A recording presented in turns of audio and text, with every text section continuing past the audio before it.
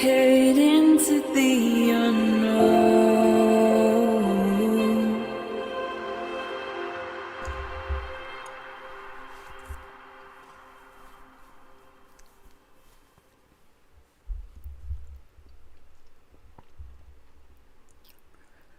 Good day, everybody. Hope everybody is having a fantastic Thursday. The only reason I remember that is because yesterday was Wednesday and I figured that out. So, yeah. I always have something to say before we start talking or before I say my hellos because my life is what it is.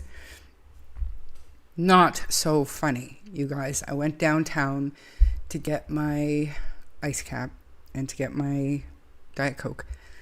I stopped at the grocery store to get Ian wants these meatball air fryer sub things. He sent me a TikTok. He wants that for supper. So whatever, I had to go buy stuff for it.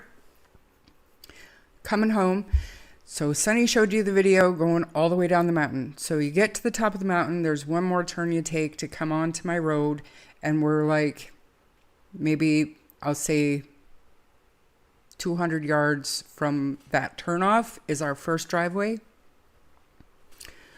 Driving up there, I'd say maybe 100 feet from my driveway, black bear ran out of my woods across the road to the across the road property. Not our land. Freaked out. So last night, Harley was losing his ever-loving mind. Like I was out in the dark with a flashlight. I had to take his collar out because he won't listen when he's worked up like that. He won't listen to me. So I got to put his collar on him to, bring him back to the house. It was pitch dark out there. I could hear coyotes in the distance. I was freaking out last night, but so was Harley. And it took him forever to calm down last night. And I was like, this is odd because he's usually not like that worked up. So that explains a lot. That bear is around here. And I'm texting Ian, like from my car, like I stopped my car on the road and I was like, what do I do? So when I get home, Harley's going to want to go out. I don't have any bear spray and I certainly don't have any guns. You know what he said? Make noise. Bears don't like noise. Like, until they don't care, if they're hungry enough, then they're coming. I can't control Harley. I don't have any bear spray. What do I do? He's just like, well, you'll be fine. You're on a mountain in the bush. There's going to be bears. I'm like, okay. And then like he's on hold at work right now. He's got to wait at Kenworth for something. He's like, I don't know what I'm going to do for 5 hours. I'm like, how about you go find some fucking bear spray and bring it home? How about that? You do that and I'll do this. So anyway, but thankfully, like I said, the bear was running away from the property. And when I got home, I had a good talk with Harley. And I know that makes me sound insane, like Janie level, but I did. But he went outside, he barked, he was sniffing the air and stuff.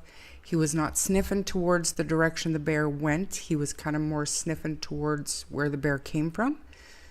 He was barking a little bit, but then he came back. He laid out on the patio thing and he napped.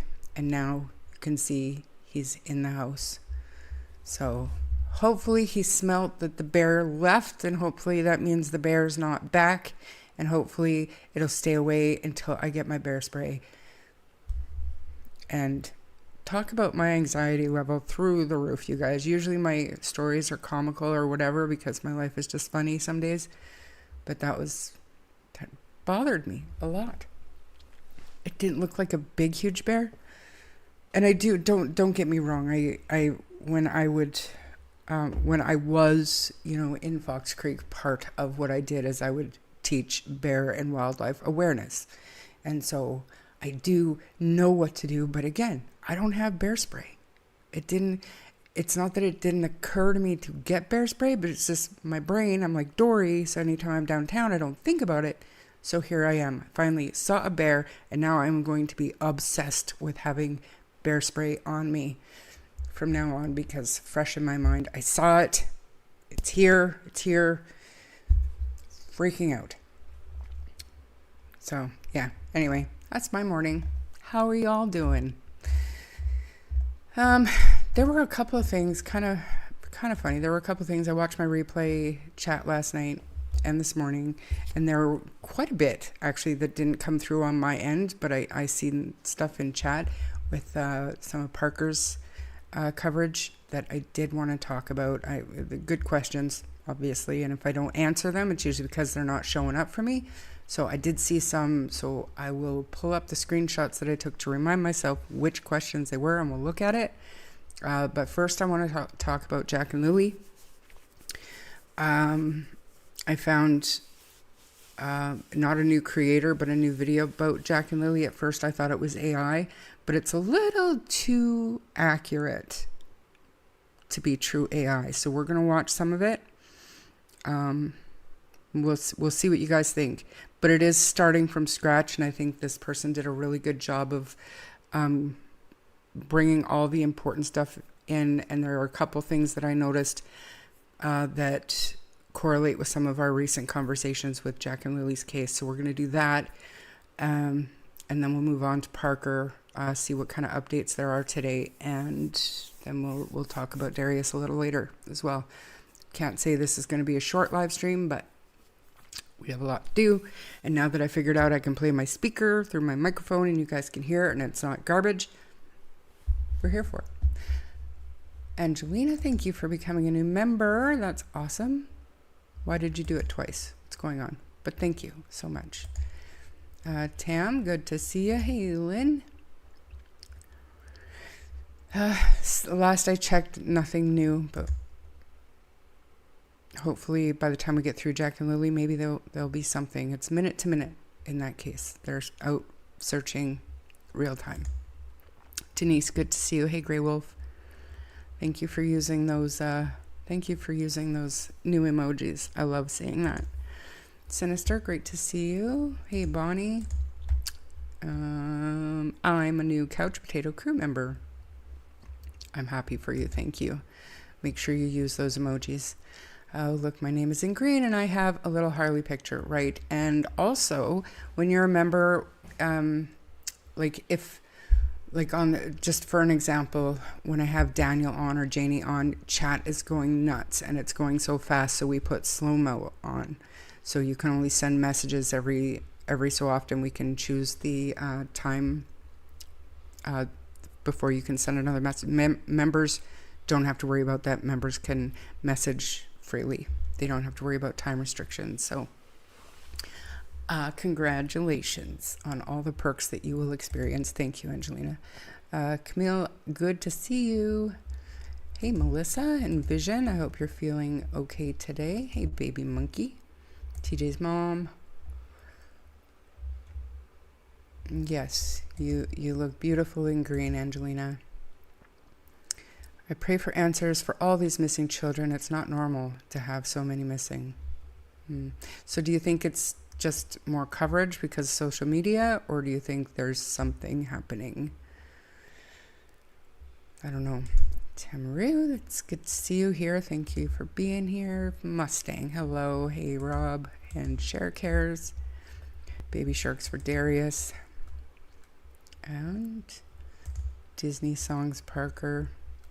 I wish I could play them or show you the video of the cruisers or the searchers. There's some TikTok videos. Hopefully I can find them again, but there was one who went out to a field, and I'm pretty sure it was this morning.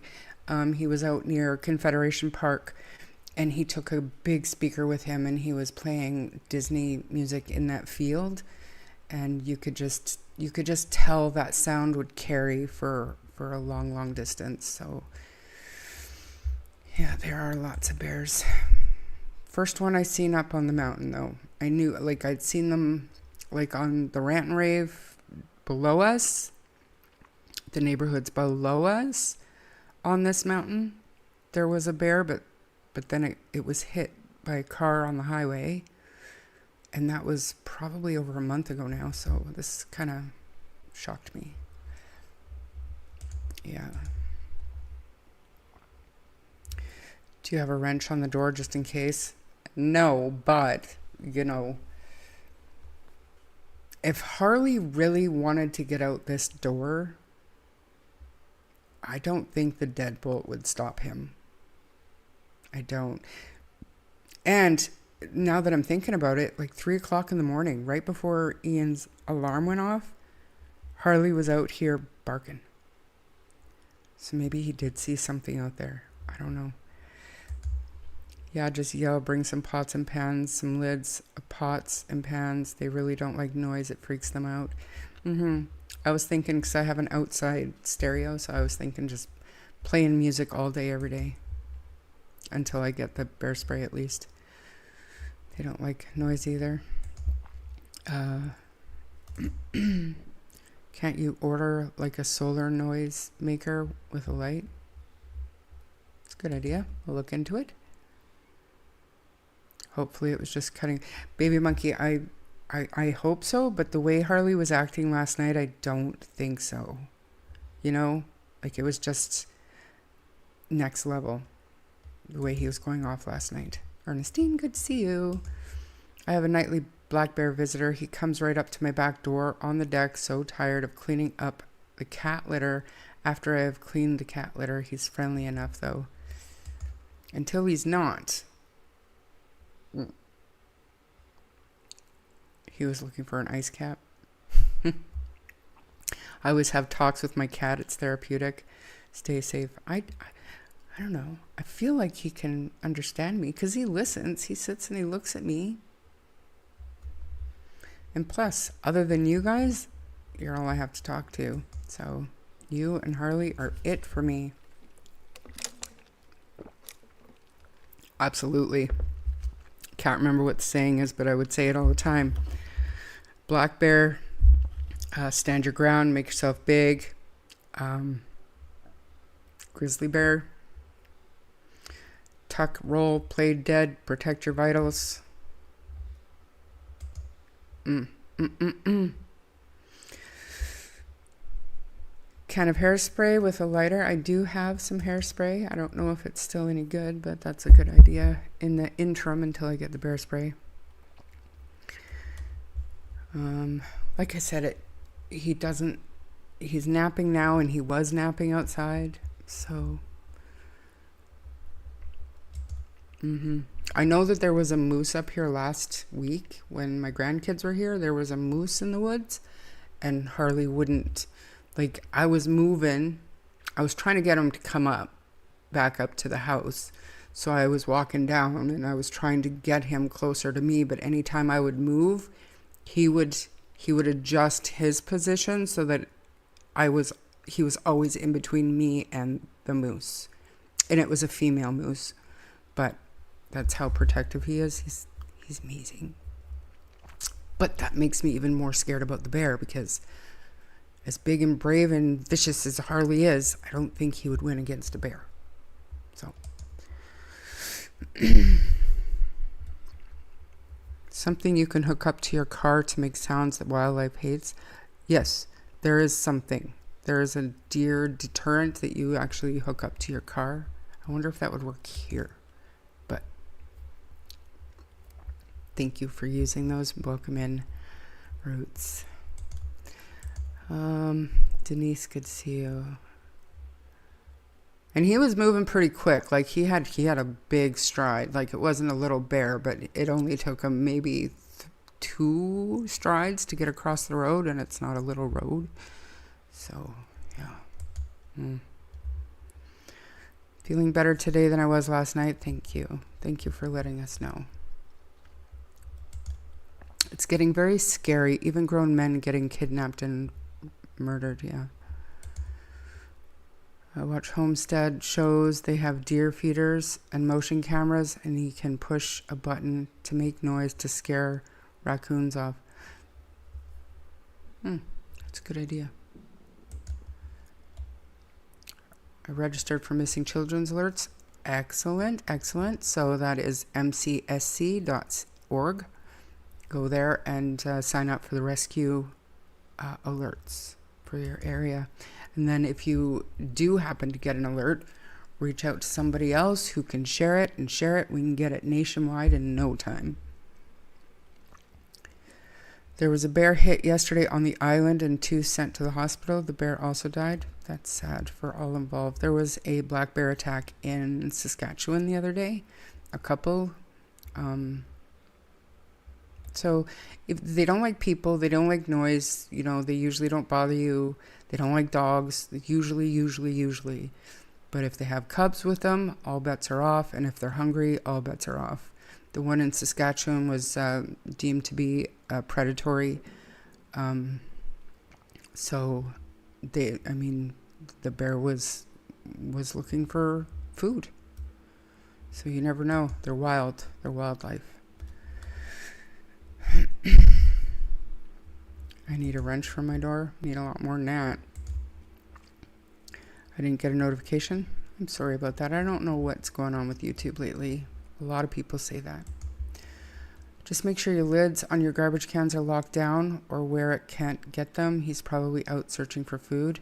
So up here on the mountain, I have burn bins. I burn my garbage and it never sits outside. So as soon as the garbage goes into the burn bin, it gets lit on fire.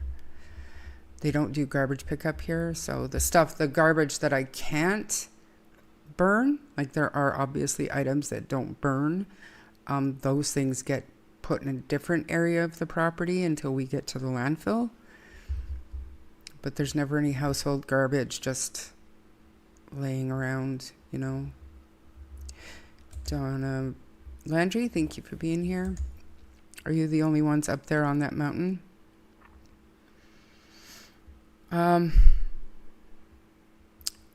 We have, so across the road where the bear was headed, his name is Jim. He has a large chunk of property, but he doesn't live there. It's basically, he's planning on building there one day, but he lives in a different part of the mountain. The closest neighbor we have is probably a couple of kilometers past us when you're going back down the mountain. So you come up the mountain and then you go back down the mountain. So as far as I know, like in our area, we're at the top of this mountain. So yeah, I can definitely understand, especially when you know them intimately. I'm home all day with my cat. We have an understanding. I consider him, yeah. He's definitely my baby. He's my buddy. I'd worry about the cougars out there too. Yeah, I'm always checking trees and stuff. You never know. Belinda Believes, good to see you. Amy, hello. Those who brew coffee, they use coffee grounds spread around the perimeter to keep raccoons. Oh, really? Does that work? Ian insists on Keurig, and I don't drink coffee, so. White vinegar and water in a spray bottle keeps little critters away. We have a marmot here. A marmot lives up on the property in the rocks. But he doesn't bother anything. Well, last night I woke up around 3:30 in the morning, and I was in AFib. Pure panic. It literally fucking scared me. I picked up my new medicine supposed to help me not go in AFib today. I hope it works. What is that? Ativan? Is that stuff that you put under your tongue? My great auntie used to have to take that.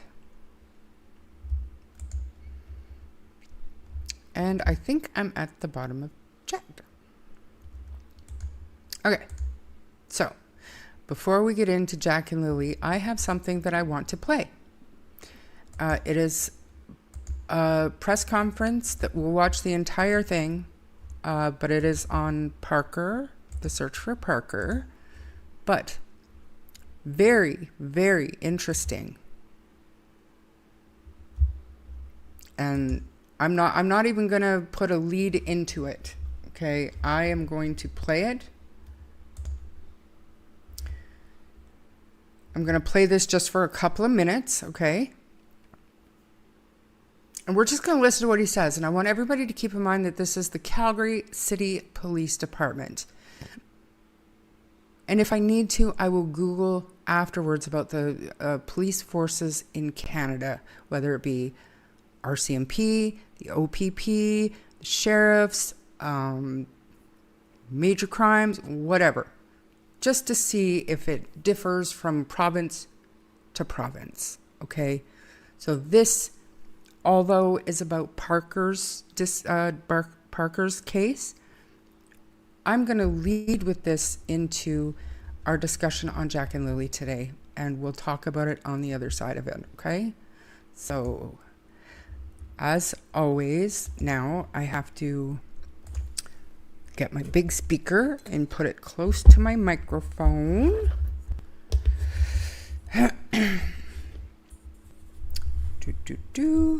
Let me know right away if there's any issues with the sound, but this is how it's going to work, okay? Like I said, I'm going to play it for a couple of minutes. Okay. Hopefully this works.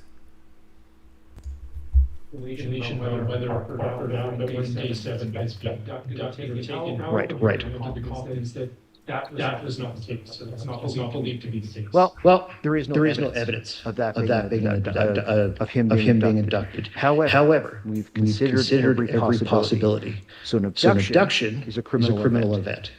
Unlike a missing person investigation where we can be extremely transparent with the public as to what we're doing, any sort of criminal investigations, we have to keep very, very confidential to protect the investigation. So I can't speak to anything that's been done to specifics about what has been done. If we think this is criminal, but I can tell you that we have considered every possible.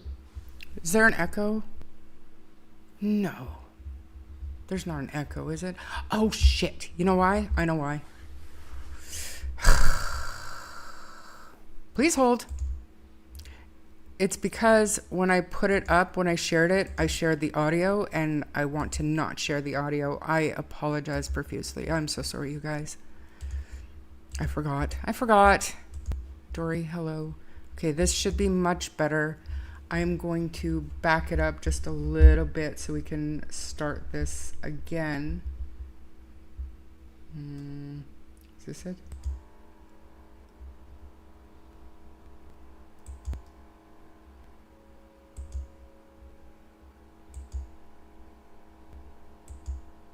I need to find the right place. Just one sec.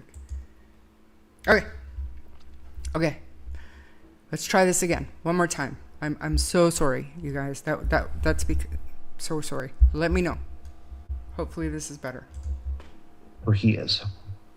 There's been lots of speculation about whether Parker, now that we're in day 7, has been abducted or taken. How often under the confidence that that was not the case, or that's not believed to be the case? Well, there is no evidence of that being of him being abducted. However, we've considered every possibility. So an abduction is a criminal event.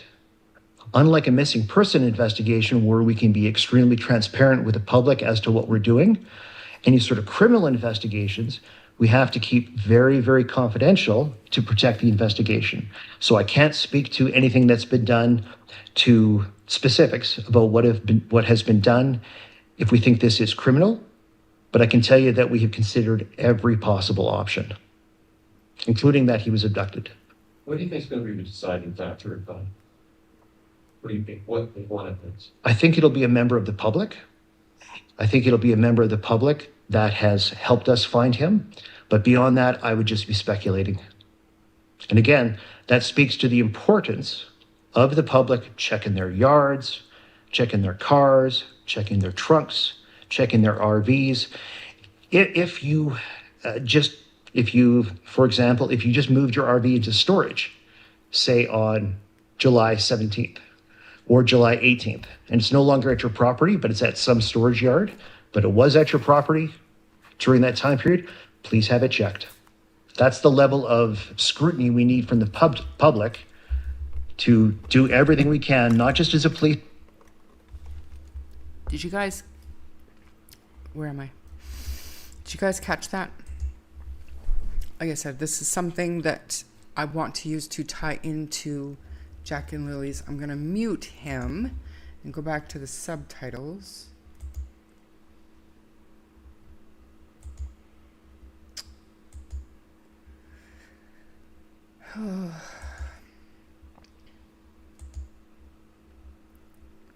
Okay, so I'm going to read the subtitles. It's muted so I can read it. There's been a lot of speculation about whether Parker, now that we're in day 7, has been abducted or taken. How have you arrived at the confidence that that is not the case? There's no evidence of that being, of him being abducted. However, we've considered every possibility. So an abduction is a criminal event. Unlike a missing person investigation where we can be extremely transparent with the public as to what we're doing, any sort of criminal investigations we have to keep very, very confidential to protect the investigation. So even though this is the Calgary City Police, this is still standard law enforcement protocol when it comes to investigating missing persons compared to a criminal investigation. And what do we see in Jack and Lily's case? They are not being extremely open with the public. They are keeping everything very, very confidential. Very, very, very clear to me. And if you want to, if there's any disagreement in chat, we can Google if there's a major difference between Nova Scotia law enforcement investigations into missing persons or to Alberta's investigations into missing persons. But this man's words tell me unequivocally that even though Jack and Lily's case is still considered a missing persons act investigation, they are very much treating it like a criminal investigation. Thoughts? There's nothing open about Jack and Lily's investigation, right? It is clear to me, Cool, that they are already treating it as a criminal investigation. They're just not ready to publicly say it. And I don't think there's any room to argue. And I've thought that for a long time. However, now we see this spokesperson in law enforcement, Calgary City Police, say very clearly, like Ernestine says, very clear that they are open. They need to be open when they're looking for a missing person. They need the public's help.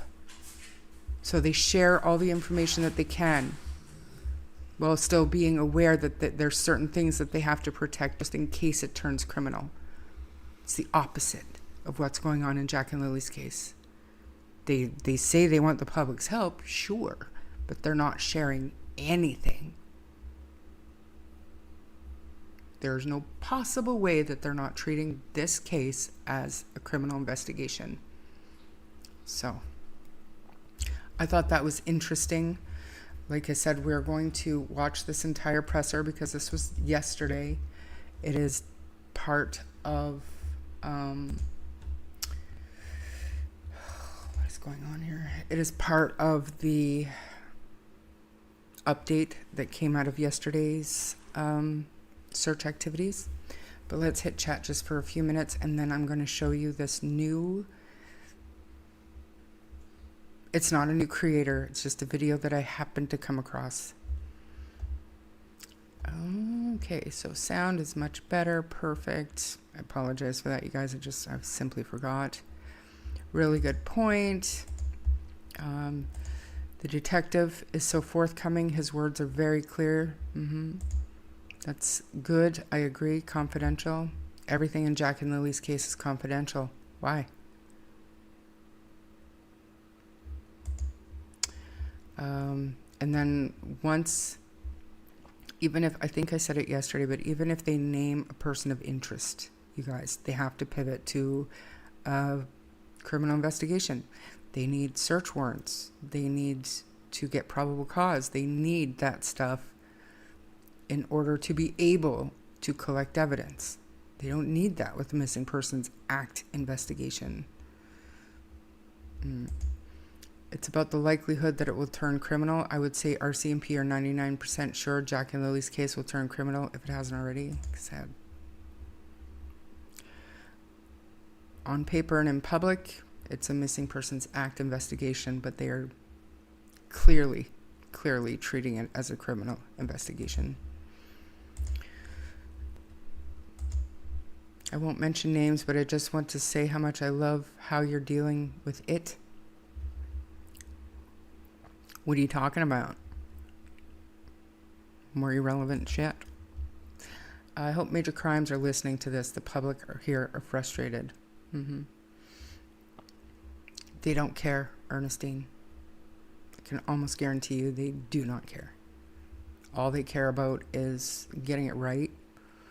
And I get it, but you cannot, with a straight face, go on TV and say you need factual information, tips from the public, and not share any more information. Because all we have to go on is all the bullshit and rumors and speculation that's going on. So, that request was laughable, sadly. Silent on Jack and Lilly and Darius too. 100% they are, and probably have since first couple of hours.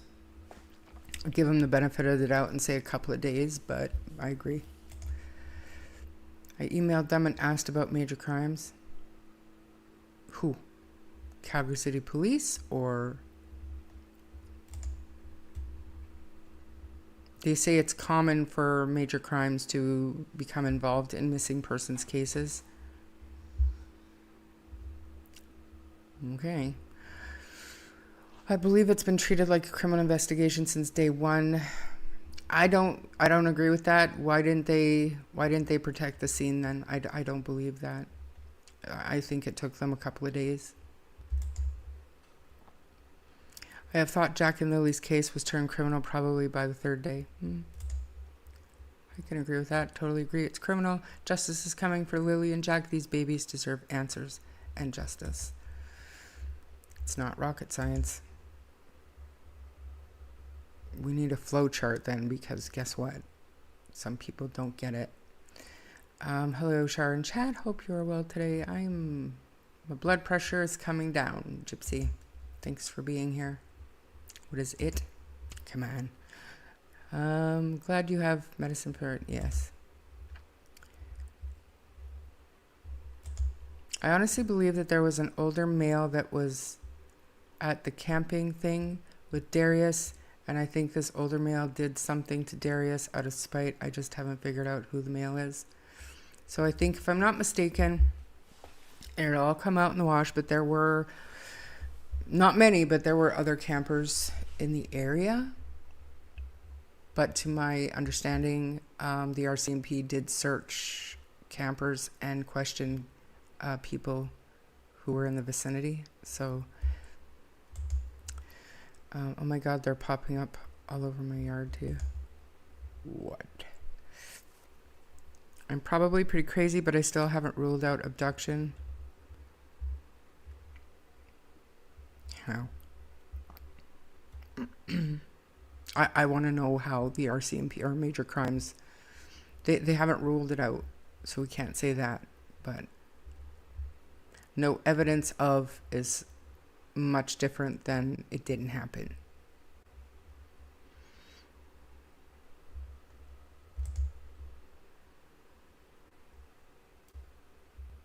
I don't think that's what he meant.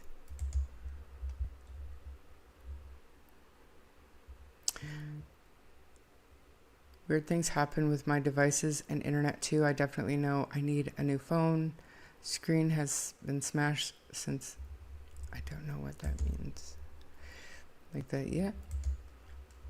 And who knows what that means? Who knows why it has such...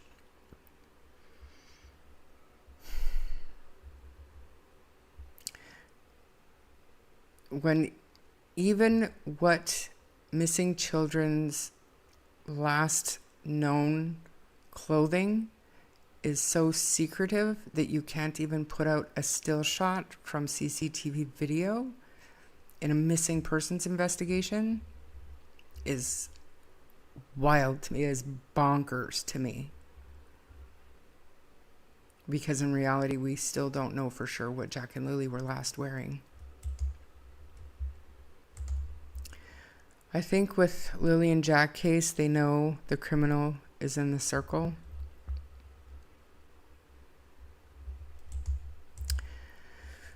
You guys are talking about bugs and shit. If you bring Harley to Nova Scotia for snuggles, I'm coming to visit and get some snuggles too.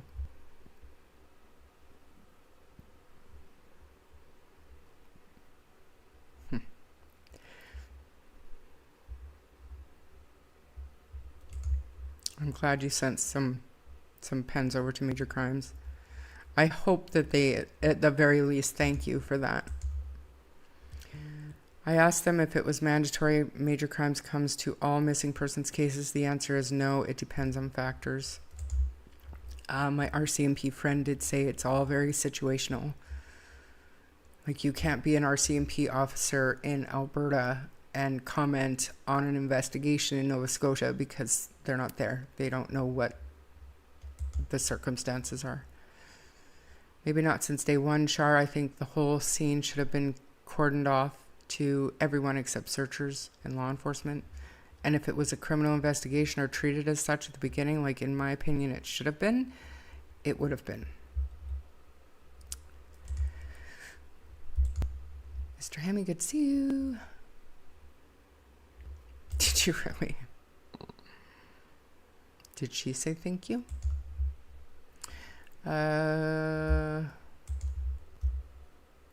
Does anybody know if there was a fight at the campsite where Darius disappeared? According to my sources, no. There was nothing weird or bad that went on. There is information that's interesting, but it'll come out.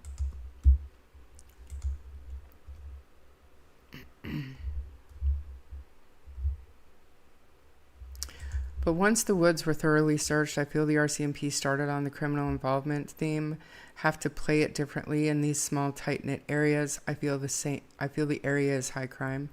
I mean, all you have to do is subscribe to one of the Facebook pages in the area for the RCMP, or Rant Rave, or anything like that. There's some crime. Because I don't think it was Jack and Lilly on that CCTV at Dollarama. I didn't say that. Did you say that? I didn't say that. It was just a joke about one of her pins. I use the borax. Okay. I don't want to talk about bugs. I never had those pins made. I bought them at a little native shop in Winnipeg. Well, I got a pin with Jack and Lily's faces on them. Each province has their own set of rules, factors when major crimes gets involved. But the difference between a missing persons investigation and a criminal investigation, it's standard. We can Google it if you want, Baby Monkey, but I'm telling you right now, they're investigating Jack and Lily's case like as a criminal investigation, in my opinion, keeping everything confidential while filing it under the Missing Persons Act. It blows my mind these type of people have the RCMP still scratching their heads after a year. How the hell are they fooling them this long? You're reading my mail, Angus. I don't get it. There's no way the police would treat every missing child as a crime scene. Look at the cost. The priority is finding the child ASAP. There's nothing stopping them from protecting the place the children were last seen or heard. Sorry, not sorry. That people shouldn't have been able to trample through their strangers, family, whoever. No different than Darius. Like, I was told that the road wasn't blocked. There were campers coming. There were campers leaving. Like, people that were coming to search weren't stopped. They weren't questioned. Nothing. They were able to come and go. And I think that's wrong. That's just my opinion. I have not heard from April. And I meant to reach out to her, but I got I got sidetracked. Let me find this other video. Hopefully I was watching it on this account. History. I was watching Three's Company this morning.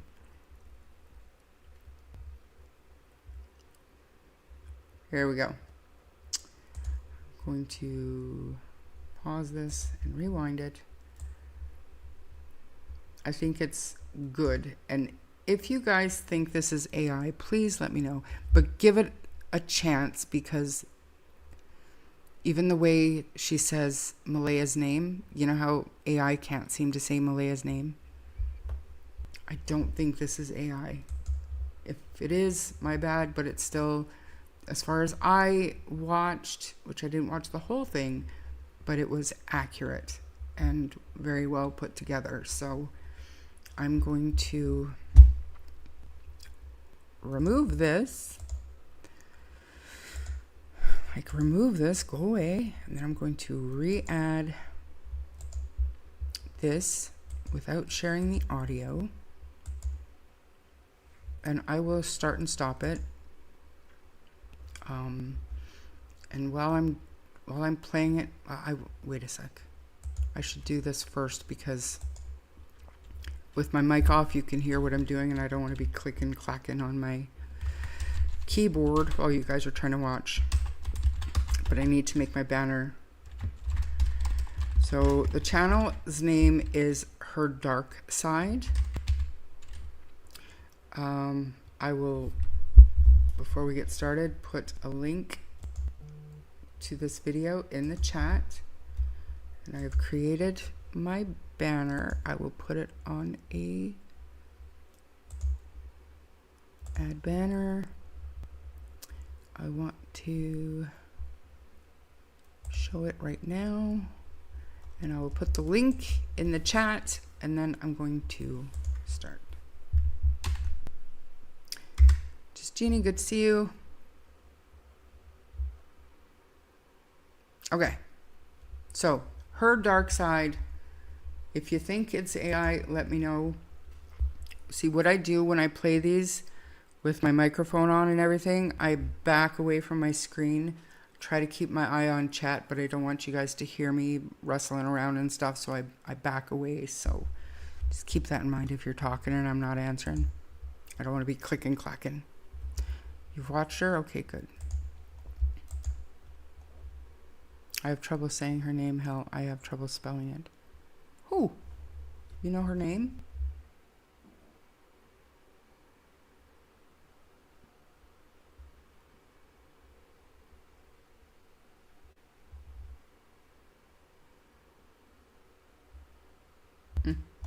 We can look at the comments later. Okay. Ready, you guys? Why? You guys don't see what I'm seeing, but I've got this big thing over my comments that says new comments. I click on it and there's no new comments. So if you guys are chatting, it's not loading. So let's just do this. I'm going to make it big. I'm going to, well, maybe I should get rid of my overlay.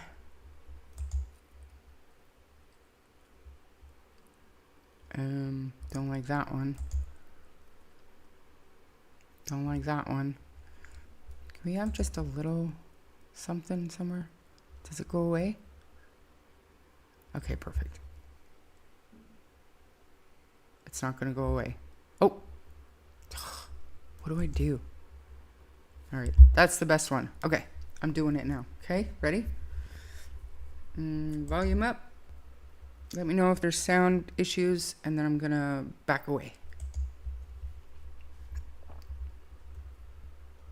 Yeah, this is where the blank was found. You can clearly see it was visible from the road.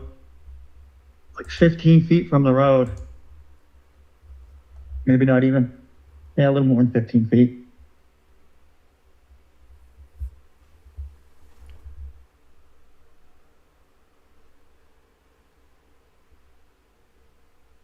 And this is the exact branch. So way higher than 5 feet in the air. It's actually over my head, so it's already 6 feet. That one right there. It's draped over that branch. Welcome to the channel Her Dark Side. This is not a cold case. This is not something buried in history. This is happening right now. 2 children were heard laughing in their backyard on the morning of May 2nd, 2025. 40 minutes later, they were gone. 6-year-old Lily Sullivan, 4-year-old Jack Sullivan. No confirmed sightings since. No arrests. No bodies. And no clear explanation for what happened in that 40-minute window.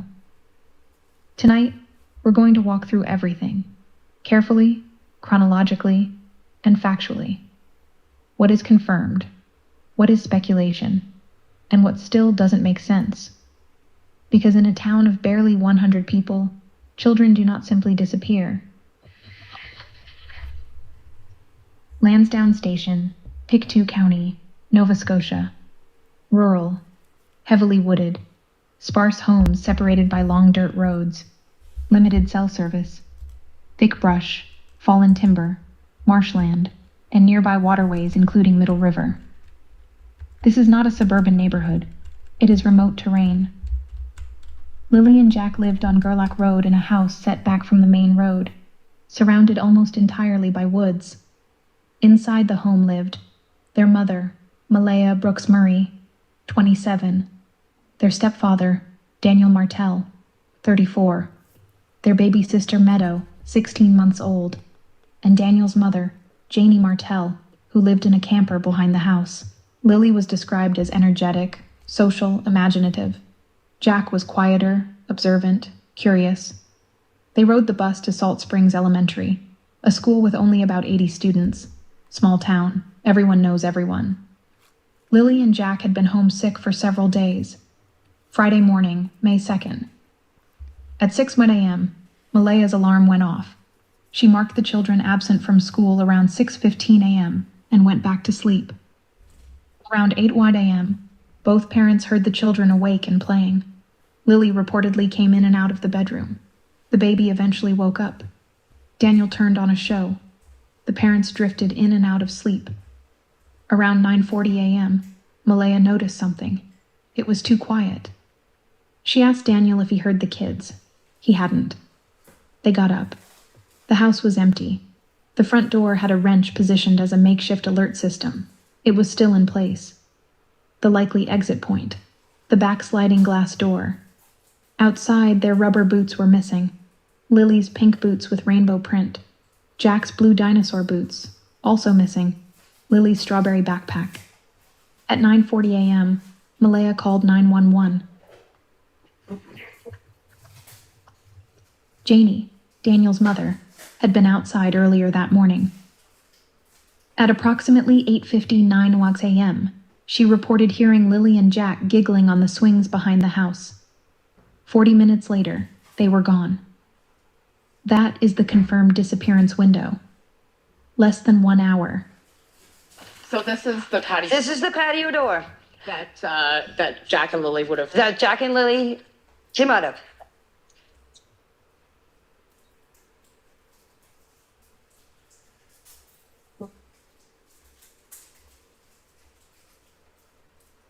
So it's the morning of May 2nd. Take me through what happened.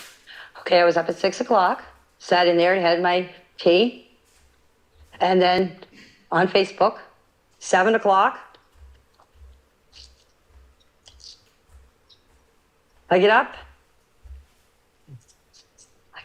I'm over here. Fed my chickens. My brother, Ron, called me at 8:48 and asked me if I wanted to go to town with him. And I said, no. I said, I'm staying home. I said, I'm going back to bed. Okay, I went and I laid down. Next thing you know, my dog started barking and the kids were out in the yard. Now, you can see there's 2 swings where the kids play. My bedroom is right there. I heard the kids. This is where the kids' swings are. This is where they always played. And so that's where I heard them. And I can hear everything in that trailer. If 2 kids get out of a fence, and Jack and Lilly are all the time yelling, especially Lilly, come on, Jackie, let's go, Jackie, let's go, Jackie. It's all I hear out here. When the kids get out of the fence and come out through here, I would have heard them yelling, come on, Jackie, let's go, Jackie, let's go. I didn't hear anything. The next thing I heard is I heard Daniel yelling. He was yelling for Jack and Lilly. I didn't get up because I thought he was yelling for Jack and Lilly in the house. So the next thing you know, I came out of the trailer after I heard Daniel, about, I'd say, 10 minutes after I heard him, I come out of the trailer. I opened up the door, was standing here. Malaya was standing right here with Meadow on her hip. And I come out and I said, what's up? She said, Jack and Lilly are missing. I said, how long? She said, oh, 20 minutes. I closed the door, got my boots on, came out here, ran up in the woods. It's right up here. The kids have a little fort that they made out of sticks and... Well, you guys, so obviously I do believe that y'all are going to pick up on this right away. Anyways, we'll continue in a minute. But this, if we remember, this was down... this interview was done early July, right? So that first bunch of pictures or video that we seen was taken the first weekend in May, and these fir branches, which we decided are fir, were green and lush, and by July they're brown. So they didn't in fact last the winter, as some were trying to speculate, obviously, but by July they were brown. So they definitely refresh those branches in the spring. Somebody had said Easter-ish they put new branches on it. Interesting. But why I didn't catch that the first 100 times I watched this friggin' video is beyond me. And another thing about that door, it wasn't, I could see it. It is quieter than I thought it would be. It's still not silent. However, Allie, when she went to close it, she grabbed it and tried to pull it, and it was tough. So she had to change positions of her hand to get a better grip, a better angle to be able to close it. And you tell me a 6-year-old little girl did that? I think not. Just my opinion. So we will continue. Looks a lot cleaner after 2 months of cleaning yeah, it did. And they restained stuff. They absolutely cleaned it up for sure. Daleen, I wonder if they were sprayed with bleach, or is that normal drying out? I don't know. Well, you're talking about heat, obviously, because they would have went all the way through May and all the way through June. But, the point is, they definitely... I don't know how quickly they went brown or how long they had been there, but I don't think they were there for that long. So it's a new fort.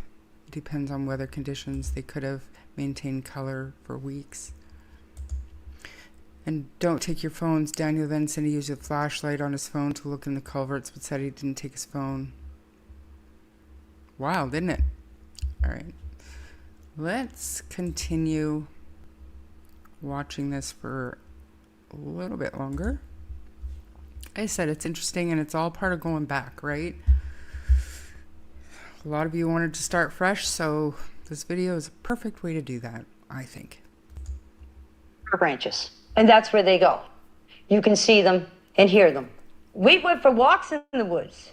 I had to practically carry Jack through the woods because there was no way that he was walking through all that tree falls and bushes. I did this whole area. There's an old road up back. When I got up to the top of the hill, I met Daniel. And I said to him, I said, did you find them? He said, no. He said, you coming with me? I said, no. I said, I'm going to search this area. Because when she told me the kids were missing, you automatically think they went into the woods. That was my first instinct. So I went up and I did this whole area, this whole wooded area, right up to the top of the dirt road, came back down here and came back down the side of the road, came back down here and came back up the same spot. I went back into the house. By the time the cops were here, I don't know exactly what time, I didn't take my phone. The cops were here. There was a bench sitting here, or a sawhorse, it's over there, was sitting here. I was sitting on it, bawling my eyes out. I was crying because I blame myself for not getting up that morning to see the kids. Because if I would have got up, this wouldn't have never happened. Okay? That's why I was crying. We've heard a lot about the patio door. Okay. Yeah, so let's go see that. Sure. So watch this. So watch. this is the patio This is the patio door that Jack and Lilly would have. that Jack and Lilly came out of.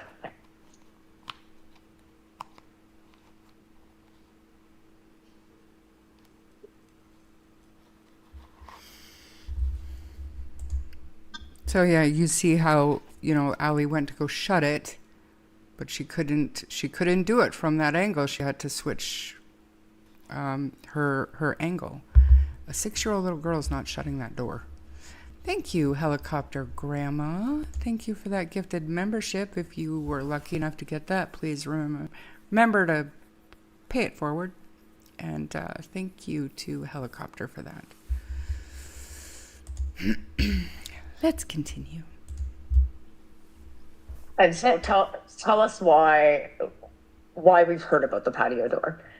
Because everybody's saying on Facebook, on YouTube, on TikTok that the patio door makes a noise. And why they didn't hear the door open. The bedroom is back there. Okay? That far window. The last window is the bedroom. And so they would have come out this door. They would have come out this that door. morning. Yes. And then they went and played on the swing set. Yes. And that's when you heard them. That's when I heard them. Right here in this area here. I plan on putting a pool up this year for the kids. You need level ground for a pool. That's what I was doing. I was leveling out the ground to set up the pool. And this is the Thursday. This is Thursday. Right. Friday, all the investigators, search and rescue and everything. Right around here was where they found the only footprint. This is where the boot. This is where I was raking that night. That's where the boot print was found. In the mud where I was raking. I thought there was two boot prints. There was supposed to be a footprint found way up on the pipeline. Right. Malaya sent me the picture of it. That's all I know. There was a footprint found. Okay. But I'm telling you, the footprint was here. The only one that they can confirm that was Lily and Jack's was right here. So it was child size. Yes. A man, one of the investigators came in here and was measuring it all. Mm-hmm. I'm not here to lie. The reason why I wanted you guys to come here and do the interview here is to show you exactly where everything took place. Mm-hmm. Mm-hmm. And to show people that this is what happened.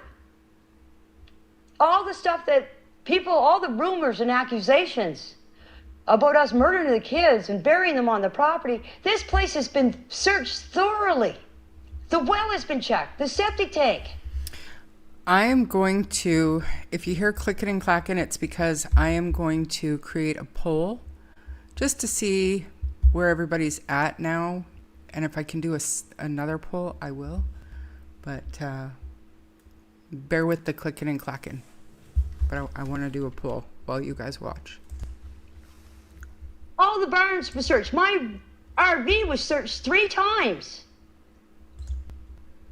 The trailer was searched. This whole place was searched. If they want to come back and search again, they're more than welcome. You've talked about drones flying over your property. You've Yes. talked about cars driving down the road and Yes. down. What's that been like?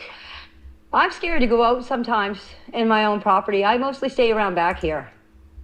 And if I do go out front for anything, I usually have my head down because I don't want people to see who I am. That is me myself. It's not because I'm hiding from anybody. I don't like to be on camera. I don't like my picture taken. I'm just a quiet person that just wants to be left alone, and I mind my own business. I'm just a hermit. Do you feel as if the finger has been pointed towards you and Daniel? Yes, I do. Because I live on the property. Come on. Do you think your son had anything to do with the disappearance of Jack and Lilly? No, I don't believe Daniel had anything to do with the disappearance of Jack and Lilly. Our heart don't lie, and my heart is telling me that my kid did not have nothing to do with this, and I had nothing to do with this. You know, if something bad happens, you get like your heart drops. Mine hasn't dropped. Deep down in my heart, I do believe Jack and Lilly are alive. It's not because of what people are saying. It's my heart tells me that they are alive. RCMP responded quickly. Initial assessment. No signs of forced entry. No visible disturbance inside the home. The working theory early on. The children wandered into the woods. Search teams deployed immediately. Drones, helicopters, search dogs, ATVs, volunteers. The terrain was brutal. Thick underbrush, fallen trees, steep embankments. Weather, around 40 degrees. Cold, wet, muddy from snowmelt. By that afternoon, a vulnerable missing persons alert was issued. An Amber Alert was not activated due to lack of confirmed abduction evidence. Over 100 searchers covered approximately 4 square kilometers on day 1 alone.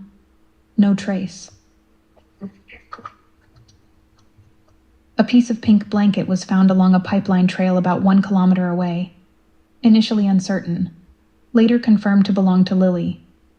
Boot prints were also located along the same trail. 2 different child-sized prints.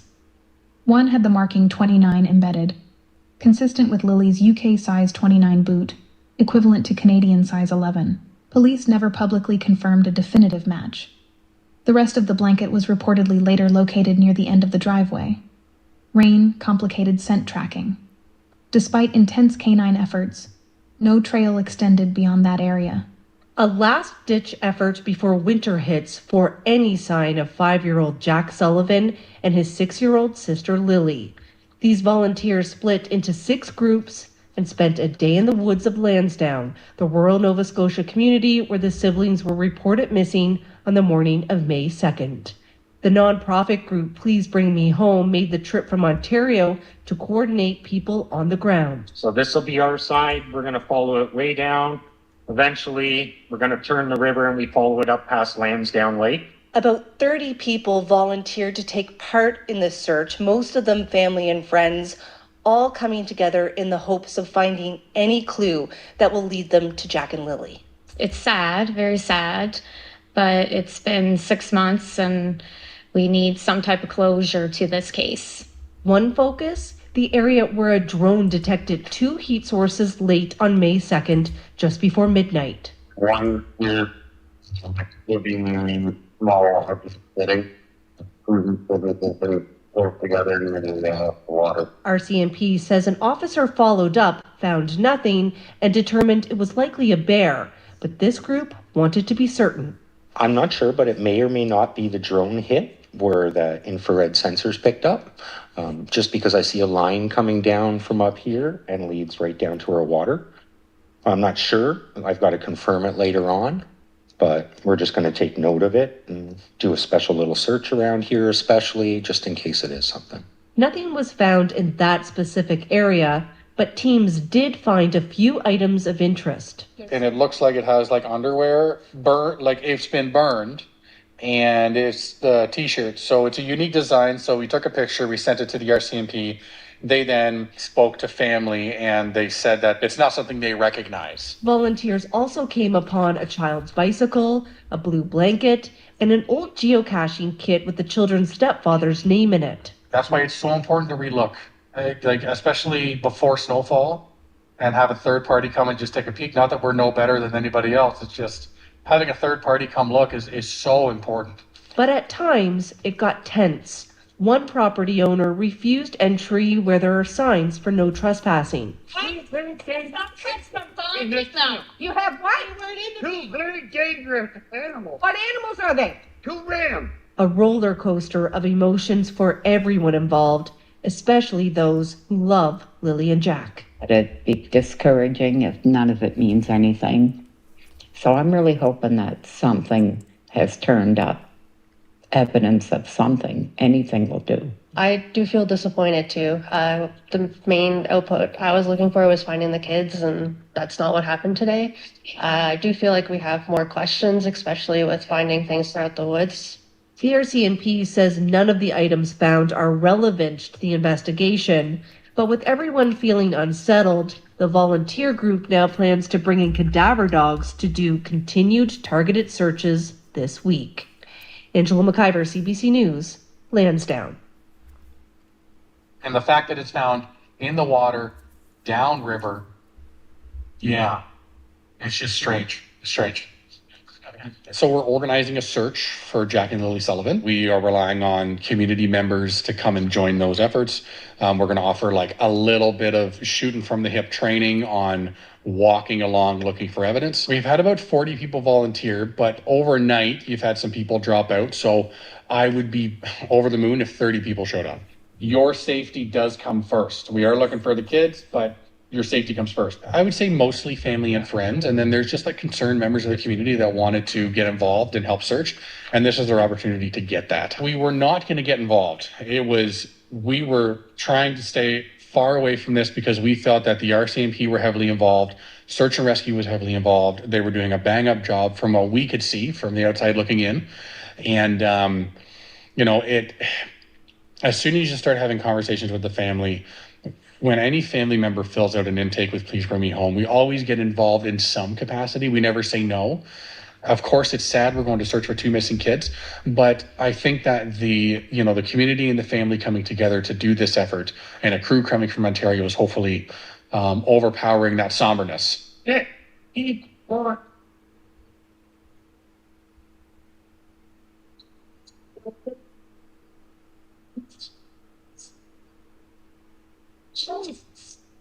you describe how the day's been going so far? It's been a wee bit stressful. Just trying to manage from the outside to make sure that the searches are safe. There's 6 groups, so it's a lot of moving around and making sure that they're okay. Like I've had to get 2 people out who needed to go out because it was too much for them. So that's been a little bit difficult to manage. And then just with the cell service and the walkie-talkies not working properly, it's been really difficult. But I know where everybody is now, and we've only got a couple hours left of sunlight, so we're ahead of the game. There has been some items located that would initially be items of interest. So it looked to be like a boy's t-shirt we had located. We sent that to the RCMP. They're going to connect with family to see if it appears familiar. At this time, it doesn't appear to be a familiar shirt. We found like a box with some people's names in it that are interesting that we're going to turn over to the RCMP. They're actually on duty today, so just in the event that we do find something. And they were very interested in the box that we found with the certain names in it that I can't say, but they're interested in that. And the fact that it's found in the water, downriver, And yeah, it's just strange. We're gonna go and just check in with 2 of the search teams. This is a rickety road we're gonna be going down to reach them though. Likely gonna be picking up 2 of them to come back to vehicles so that they can come and the rest of them can get picked up. I'm good. Anyone want out of this? Okay. So just continue on then. So you guys are gonna go to the pipeline, or sorry, yeah, it is the pipeline trail. And then walk on the opposite side of the woods. It's a pretty thick trail. And then I guess just follow along the water. Do you guys think, like, see what time you're at when you get to the water though? Because you'll see you're still. Yeah, I got you. You're got a ways up here to go and down there. So, and I want to start really getting people out by 4. Yeah, what time is it now? 2. Yeah, 2 hours. This by far has been the most difficult to manage during the search because you're having to check in with each team every 30 minutes and things come up. You have to go and talk to property owners who are upset that we're there. I will have you charged for trespassing. Do it! This has been by far one of the more difficult ones to manage from a safety perspective. Now that I've been here, I'm even in my own mind trying to comprehend how it can be possible that these kids wandered off and they haven't been found, especially after being in there and seeing all the flagging tape and hearing from all the property owners that we spoke with what the searching has been done. I'm having a really hard time fathoming that probability now that I've seen it for myself. And what makes you say that? Many things, but I think most importantly it is the amount of effort that search and rescue has put forward to try and find these kids and how quick they were able to start that process. I just find it more unlikely by the minute today that they had wandered. I'm not saying it's not possible. It's just, I after seeing it, I can't understand how they wouldn't have been found that first day. We're not stopping. Like we have to stop because winter's approaching. And we will come back in springtime and do a search dependent on what our CMP's involvement in springtime will be. So, and who knows what will be learned throughout the winter. When the families ask for help, you can't really say no, whether it's a current case or whatever. We have the capacity to do it. We shot from the hip here and planned this in 2 weeks, and we were able to do it. And we were able to clear many kilometers just by asking for locals to come help. So it can certainly be done. And, we're in it until they're found. So there's a lot of talk about Please Bring Me Home and their involvement in the search in November, and that's what this footage was from, right? November. And the fact that the one search group got into like a verbal altercation with Uncle Wayne because he didn't want them on his property. According to him, due to the large rams he had, and it would put their safety at risk. There's a discrepancy whether or not they actually traveled through his property or not to get to their search area. But at the end of the day, you're right. Like this altercation, this issue, these searchers were allowed to go back in the spring search, yet Belinda and Chelsea were not allowed to participate. I heard that the reason was because of the pending court case at that time between Belinda and Malaya for the guardianship of Jack and Lilly. But with that logic, you would think that Malaya also would not be able to search because she's involved in that same litigation. Just my thoughts. But I know that Nick had said, the mother has the right, blah, blah, blah. Absolutely. I agree. Mother has the right to look for her kids, but it took a year, and Belinda has been here every single day searching for Jack and Lilly. So I did lose a lot of respect for Please Bring Me Home over that situation. I'm not even going to lie about it. Right. And I think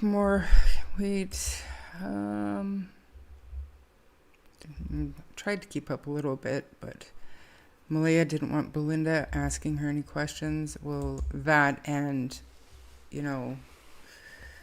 tensions would have been high for sure, or feelings or whatever, because of the pending hearing that was coming up. But your children are missing, so suck it up. The more people who wanted to search, they should have been allowed. And there were people who spoke up about their issues with that, and they were disallowed. They were kicked off the search. So it's too bad. It is too bad. Helicopter Grandma, again, thank you so much. If you were lucky enough to get that, please pay it forward.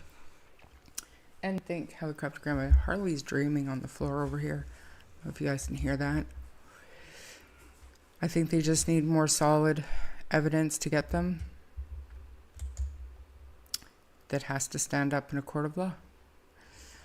It was complete private setup search. No matter what Damien tries to threaten, I think we have all seen the clear evidence of that.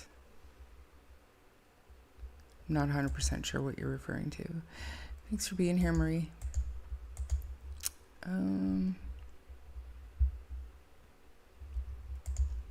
Please Bring Me Home seemed to be in favor of certain people. To me, it was shameful how some were treated. Everyone in chat are amazing. We know. I love everybody's opinion. Thank you all for Jack and Lilly. Malaya pulls out all the victim cards in her deck. Always. I don't think that's funny, Rob. And I know it's not you, but I know you find amusement in it, but I don't. Just saying. You're entitled to think it's funny, though. It's fine. And now we are not hearing of any more searches.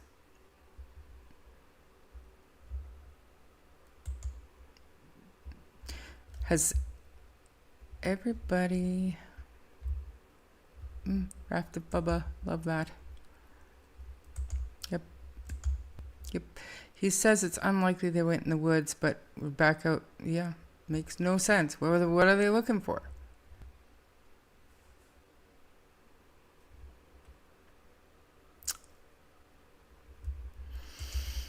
Probably had more to do with Daleen representing Belinda at the time. The less sociopaths involved, the better. There were a lot of sociopaths involved. Cool. Wrong, in my opinion.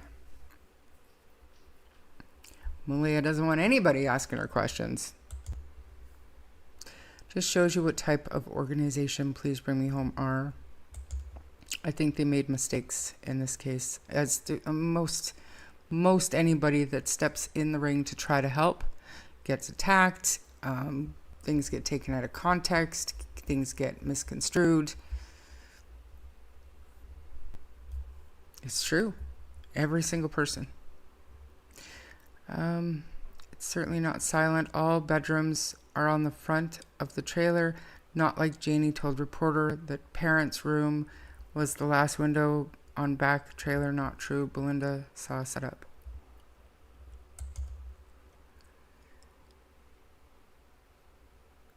Yes, exactly, but it might not be in her favor because I think there will be plenty of questions coming yet. Next time they pull that, they better use their own money. Oh, they had a lot of donations. She can't be that shy if she can meet new boyfriend that fast. Hello, Mike. Thanks for being here. It's all about the moolah. So they've combined forces. That fake letter she didn't write brought in more donations. Belinda was the one that reached out to Please Bring Me Home.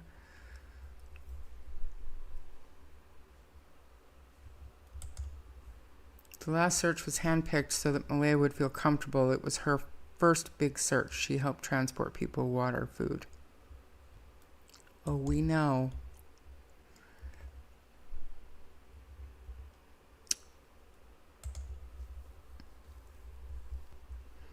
I truly believe that if they were in the woods, they would have been found. I believe that too.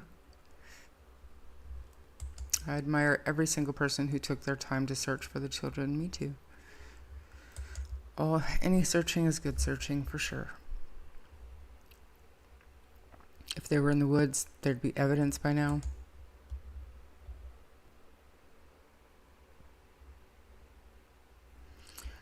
I feel that last search was for show. Malaya, Nova, etc. all made sure it was publicized for everyone to see. I don't think the first search had all the meals sent out, etc. Nova said anyone could have come and helped her out with the food and drinks for searchers. Had I known that, I would have put the word out. I don't think it was well advertised. Not as well advertised as it was that Malaya was going to be part of the search. Nor was the fact that people were kicked off the search and asked not to show up. That wasn't overly public either. Tam. She's reaping what she's sown. Let's have a look before we move on. Just in case I come up with another poll to ask you guys, let's have a look and see who wins. Does everybody vote?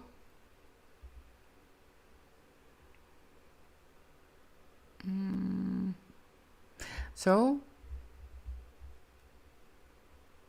there's your results. The majority of you think that she is lying to protect Daniel, and the runner-up is trusting and believing her son. Most people do not think that she's lying. So,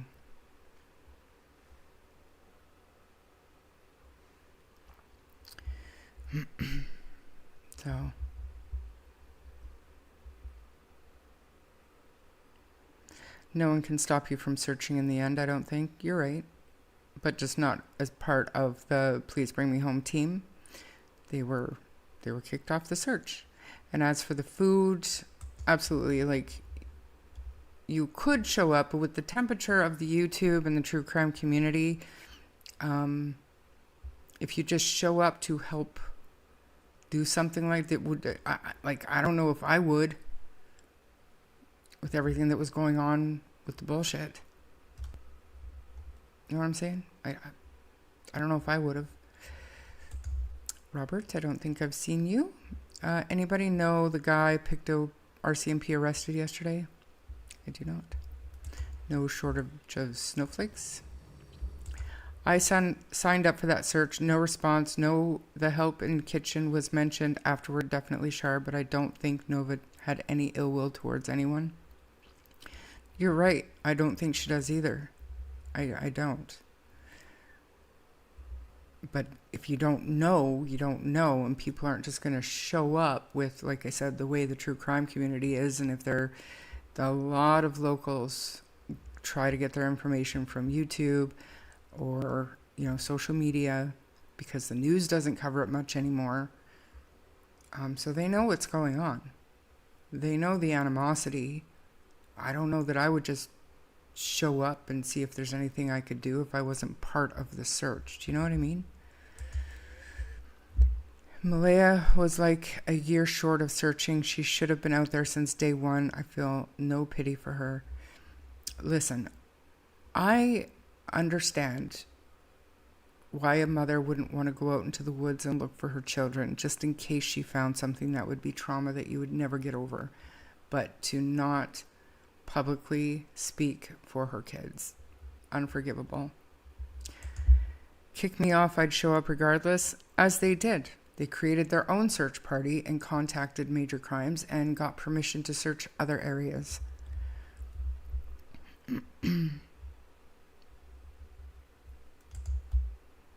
That is a good poll. Confused result.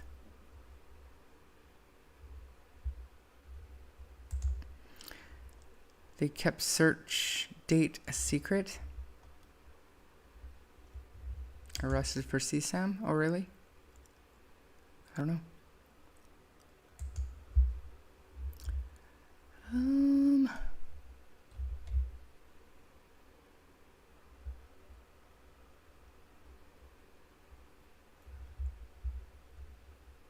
You're right, envision a whole year, no pity on me for her either. It's devastating how a mother would do this with 2 of her children gone. Shameful, in my opinion. Janie has had different stories since day one.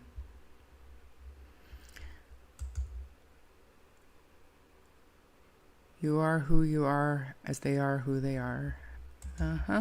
Bonnie, I completely agree. I feel absolutely nothing for her. All right. Let's continue for a little while longer. Where are we at? 125? Because I still have to search for Parker.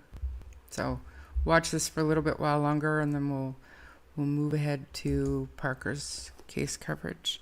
Has the sound been okay, you guys, on this video? And then if I think of another poll, I'll put it in. But as a mother, I would want to find my children no matter what, in past or alive. That is your time to hold them and say they would be okay, or say goodbye, wrap them in a security. Yeah.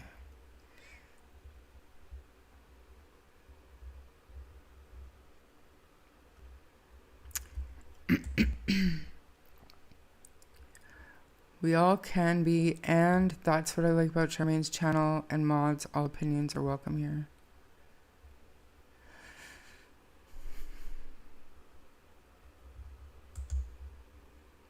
I wanted to go help with food, but Nova organized it with her chat group. Like in her live streams or with a private secret mod chat. I'm just kidding. I'm being petty, and I am not a petty bitch.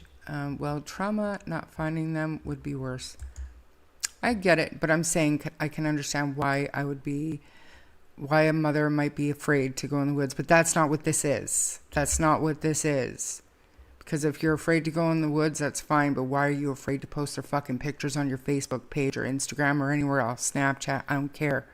That's not what this is. That's not what I'm saying. Anyways. Thanks everybody for being here. I'm going to go ahead and hit play. By May 3rd, the search escalated further. Waterways were checked. Abandoned mine shafts considered. Nearby properties searched. Still nothing. At 12:45 a.m., May 3rd, Malaya made a second 911 call, raising concern about the children's biological father, Cody Sullivan. Cody had not seen the children in approximately 3 years. He and his mother Belinda were interviewed. Their home was searched, vehicles checked, highway toll cameras reviewed. No evidence placing Cody near Gerlach Road. He passed polygraph examinations. My heart tells me these babies are gone. My heart tells me that. I am the grandmother of Lily and Jack. I am the grandmother on the biological father's side. My son is Cody Sullivan. He's not in jail. He's never been out west. He does not have a criminal record. And right now he's living with me. He has been for 9 months. How did you find out that Lily and Jack were missing? The mom of my grandson called me. We were in town.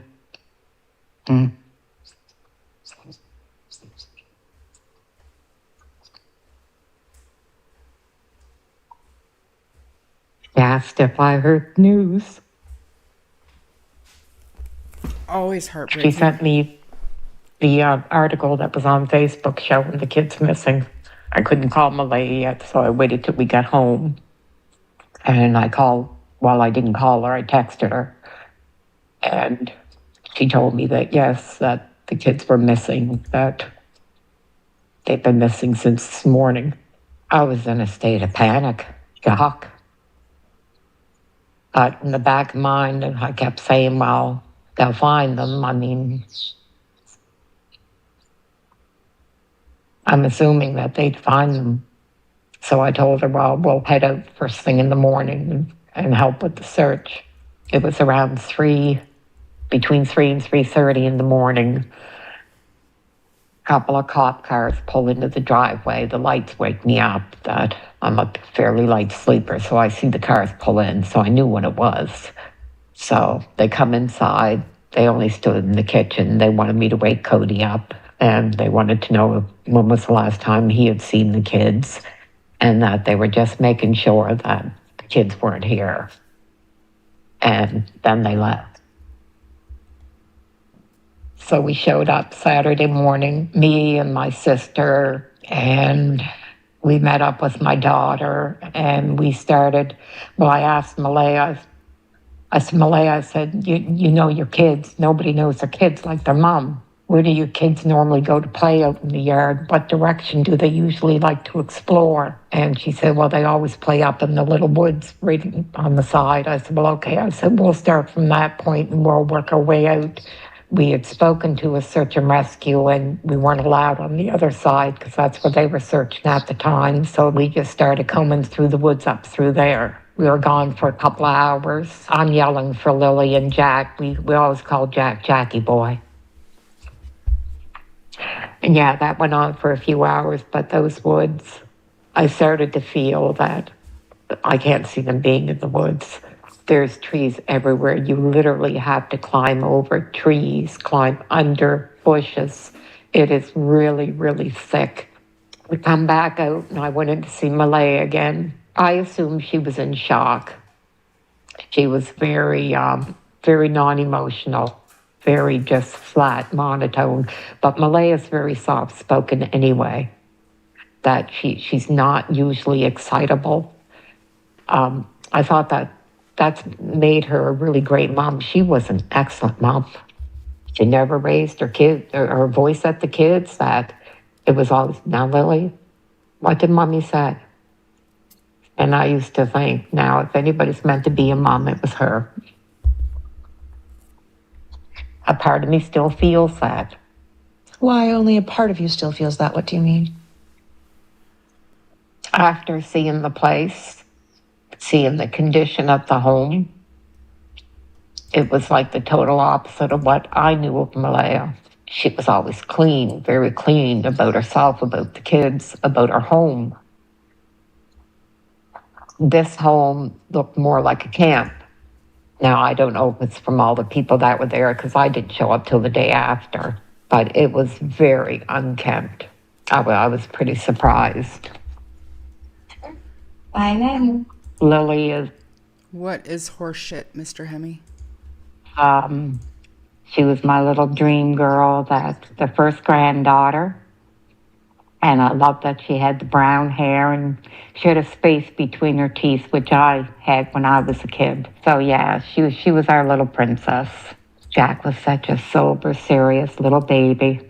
Hey, Gran. That he didn't like to smile. You could tickle him. And he would look at you ever so serious, like he was really studying you. And so how long were your son and Malaya together? 3.5 years, I think it was, yeah. I thought they were the picture-perfect family. Then Malaya started to tell me that they were having problems and she wasn't happy. She told me that she wasn't happy and she thinks she's going to leave. And I told her that So, and we can argue that all day, Mr. Hemme, and I know exactly what you mean. And Belinda has since been like, you know, I can't believe that I thought that. But if she only saw Malaya be a mom intermittently when, you know, whenever she would visit or when she was over at Cody and Malaya's house, do you know what I mean? I mean, people put on some pretty good shows, you know what I'm saying? That was her perspective at this time. And remember, this is back in July 2025, over a year ago. So I get what you're saying. I do. I just wanted to clarify. You don't think she's lying, because I don't think she's lying. That was her perspective, and a lot has happened since then. So we'll just keep going. Supported whatever she decides, that one good parent is way better than two broken ones. And then how did that change your relationship with Lily and Jack? I thought it was going to change, but it didn't. Yeah, it didn't change. Malaya, she was a sweetheart. Anytime we wanted to see the kids, she'd come by for a visit. She'd bring them by all the time. It was actually really, really good. So when was the last time you saw the children? 1.5 years. almost, really, it's about a year and 9 months. How did you deal with that? Really, to be honest, maybe I didn't deal good enough with it. I looked at the fact that when her and my son separated, my son walked away. He chose to walk away, that she wanted sole custody of the kids.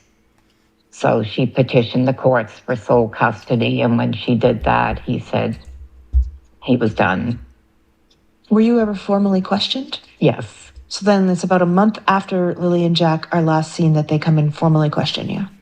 So it's about 3 weeks. They questioned Cody for an hour and a half in the vehicle, and then they questioned me for 2 hours in the vehicle. How did that feel to you? I didn't mind. I mean, to me, I expected I'm the grandmother, so it wasn't a surprise to me. I'm assuming the sooner they do all that, I wish they would have done it sooner, that the sooner they can move on. So I didn't have a problem. My son was a little upset about it. He said they made him feel like he did something wrong, and he said he hadn't seen the kids in 3 years. So he was a little upset about it, that he said that they really come at him hard. They wanted to know what her favorite color was, and he said, they were babies when I seen them last. He said, she was just learning what she wanted to figure out to eat. I don't know what a color is. So yeah, he was pretty upset. Have they ever talked to him again since then? A couple of days ago, they had contact, and they told him that they weren't looking his way anymore, that everything was fine. And have they ever given you any information? No, it's always the same thing. Which is what?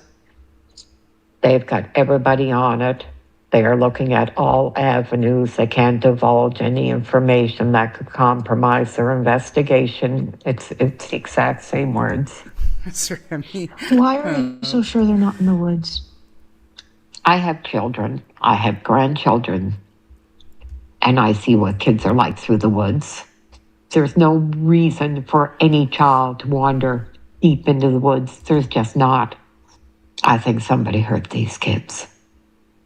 I think somebody hurt them. You don't sound very hopeful. No. Our last day searching on Monday and seeing the woods and seeing the searchers and everybody everywhere. There's no way those kids are in the woods. So, this is a good point, Polly. Dirty diapers and moldy clothing came from the rental with Cody, not while with Daniel. People want to blame postpartum, but it's an old pattern. But a lot of you think everything changed when she met Daniel, but we don't know that. Because Cody's not talking right there, Pinky. Hey, wish Cody would speak. It's crazy how we haven't heard from him. This case is so frustrating. Yeah. Yeah. She was like this prior, didn't cook or clean, and lost Jack. Angelina, yeah, they're definitely in all our thoughts. It's so sad. It is, and that's good to raise children. Whenever Belinda talks about Jack, I look at my 5-month grandson who is serious and studies everyone and everything. I love him so much. What an absolute shame. It's very sad for all involved. I think Malaya changed when she left Cody and had a boyfriend before Daniel. But like Polly pointed out, the dirty diapers and the moldy clothes, that was when she was with Cody. So I definitely think that she's got, and this is just speculation, but it sounds to me like there has been a pattern with Malaya with more than one piece of this puzzle for a very long time. She worked at that craft store, Michael's, for a short period of time, but she's never really had a real job. She accused Cody of some horrific abuse allegations. He chose not to go to court to fight for custody. And, you know,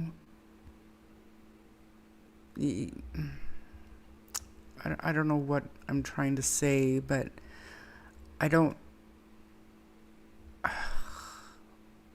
Daniel likes to think that he was her knight in shining armor, and I don't think that at all. I think that one fed into the other, and I don't think it was a great environment for children. I don't, obviously. But I don't think that we can honestly place all the blame on Daniel.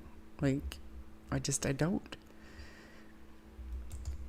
She was willing to admit her own mistakes in not seeing the children for how long she did. She doesn't make excuses for Cody either. I respect that about her.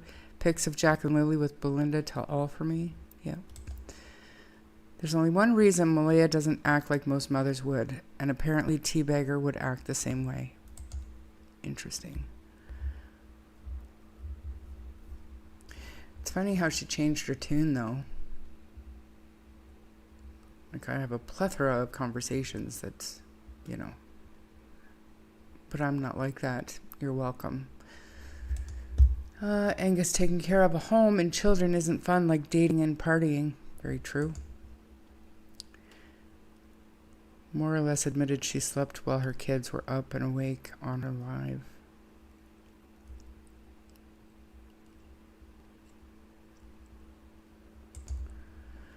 She accused Cody, the boyfriend, after, and now Daniel. Like I said, there are a few different apparent patterns, in my opinion. And that's why I'm so willing to let the justice system take its course with all of it. But it's important that we continue to talk about Jack and Lilly and keep their faces out there, because mainstream media is not covering it anymore. So we can't let them be forgotten. We just can't, and we won't. So here we are. When Malaya left Cody, she knew she would move into Granny's, but what were her other plans? Not sure an unemployed mom of two would be high up on the dating list. And honestly, and I don't know Malaya at all, obviously, but that could have fed into her self-esteem. That could be why she made questionable choices about the men she dated, moving Daniel in after 2 weeks after meeting him on Facebook dating. Those are all questionable decisions for a single mother to make. Single mother of two small children. We do know, because of that timeline, that she ended up pregnant with Meadow not too long after she got together with Daniel. She didn't know him for that long. All very questionable decisions for a single mother of two small children to make. And it has a lot to do with her self-esteem. And that comes from how she's raised. Sorry, not sorry. Nobody can agree on which one, though. Perhaps she was just born that way.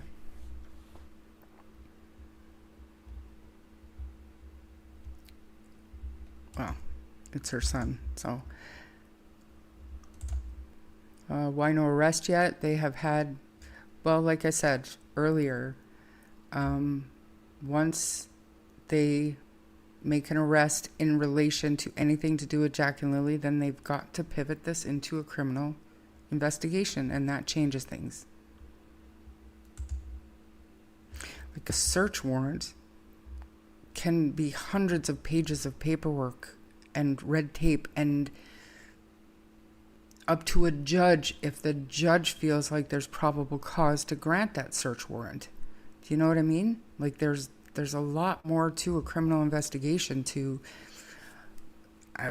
major crimes, words not mine, violate somebody like Daniel's privacy to a judge for him to grant a search warrant. So there are reasons, and I think, as impatient and pissed off as I am at the investigation, we have to be patient. A lot of young parents don't get it right. It's work on yourself that matters. Diaper pile is yuck, I agree, but definitely escalated once out on Gerlach.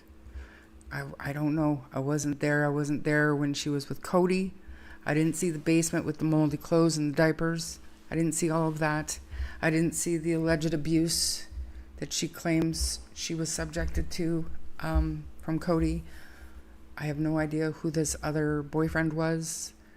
And I certainly wasn't there during any of her relationship with Daniel. So I'm just speaking of the apparent patterns that we're seeing. It's just odd to me. Because usually when you make a bad decision and you manage to get out of it, you eyes wide open. You don't move a man in that you met over Facebook after 2 weeks. After getting out of an abusive relationship. Or do you?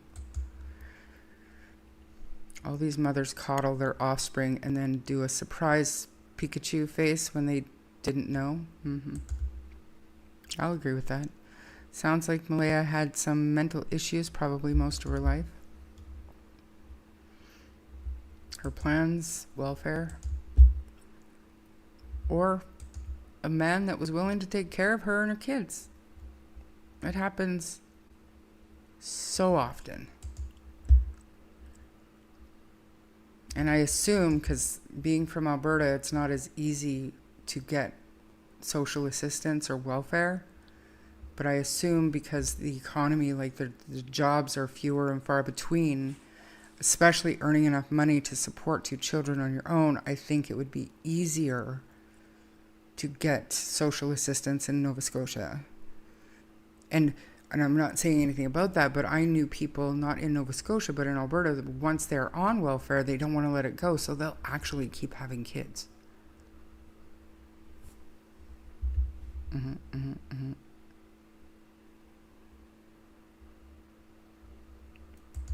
Yes, they can. Yes, they absolutely can. Somebody can't be acquitted and then charged for the same crime twice. You can't be charged with the same crime twice. But they have to be very careful, and I'm going to use an American case as an example. Adam Montgomery, so when he was charged with murdering Harmony Montgomery and he went to trial, he was also charged with assault on Harmony. And those 2 charges were heard during the same trial, and that is the grounds for his conviction being overturned. Because there was a witness and evidence that he assaulted Harmony, and the judges, the appellate judges, thought that unfairly biased the jury. They figured because he obviously assaulted Harmony, he must have been the one that killed her. That's how the judges rationalized that conviction overturn. So, but they absolutely can. They just can't charge somebody with the same crime twice. They can't, yeah. Bags and bags of dirty diapers in the basement when she lived with Cody, I heard. I think Malaya lacks life skills, and it's heartbreaking because now here we are today. And didn't Patty, for the most part, raise Malaya?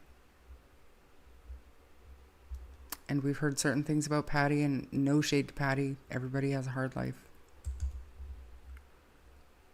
Maybe it was a lack of supervision. I don't know. Her plan was wherever the free ride was, right? Still is, in my opinion.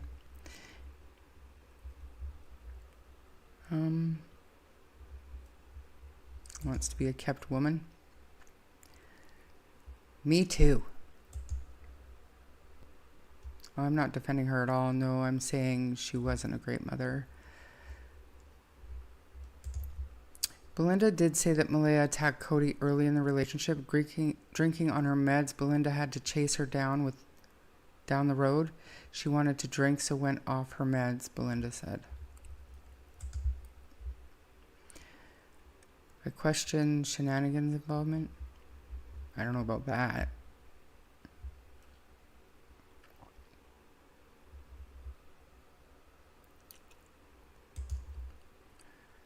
The girl who is meant to be a mom lacks life skills. She should not ever be allowed to have any children.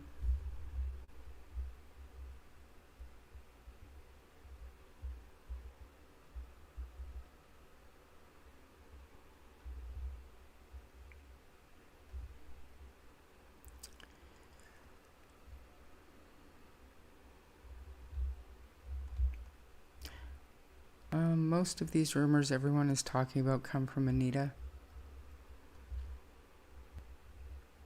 I'm not. There's nothing I've said that came from Anita at all. At all.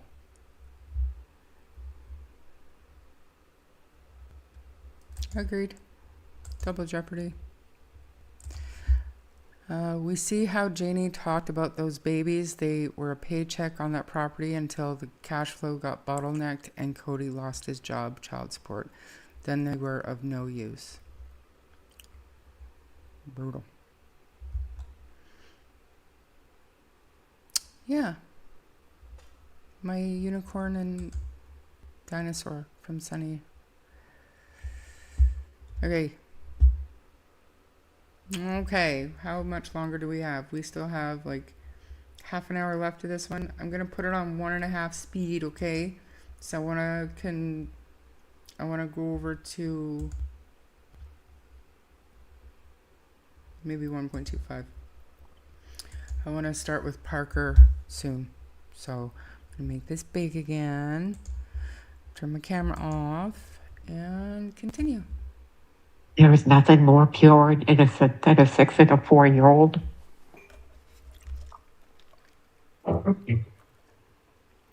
One of the most significant developments emerged later through court documents. Between 9:30 and 10 a.m., during the exact disappearance window, a woman driving on Gerlach Road called 911. She reported seeing a young girl with brown hair and pigtails, a younger boy with dirty blonde hair, walking near the train tracks. Ahead of them stood an older woman, approximately 50-60 years old, beside an older tan or gold sedan with the rear passenger door open. This was reported before the children were publicly known missing. Police have not confirmed whether the sighting was definitively linked to Lily and Jack. They have also not dismissed it. That detail remains one of the most unsettling. As days passed, attention shifted toward the family dynamic. Malaya became absent from public searches after a confrontation at the command post. Daniel remained visible in media interviews. Wait, was this some of the stuff that you guys had been like washing when you got it, or? We didn't get to this stuff because it just became too overwhelming. Okay. But this was some of Jack and Lily's belongings from Lansdowne. Blankets once cherished by 6-year-old Lily and 5-year-old Jack Sullivan, now reminders. It was one of her favorite blankets. Okay, yeah, it's got the cherries on it. Every blanket she had was her favorite, especially if it was pink. Cheryl Robinson and Angeline Maloney Arsenault are both close with the children's mother. They've spent the last 9 months doing their best to offer support since Jack and Lily disappeared, a mystery that remains unsolved despite months of searches. Happy kids. Very happy kids. Always excited. They love their mom. They love their grandmother. And they loved each other. They fought, but they loved each other. What was Lily like? Very girly. She got excited easily. Loved her dolls. She was just very outgoing and cutest little thing. Jack loves his dinosaurs. Loved to play with his toys. Jack was more quieter. He was on the quieter side. I just happened to scroll Facebook and I saw the post from the RCMP that Lily and Jack were missing, and we decided we would go over and help look for them. My coworker at lunchtime, she brought it up and she started reading like the whole thing out loud, and when she said the 2 names, I was like, hold on, like wait a minute.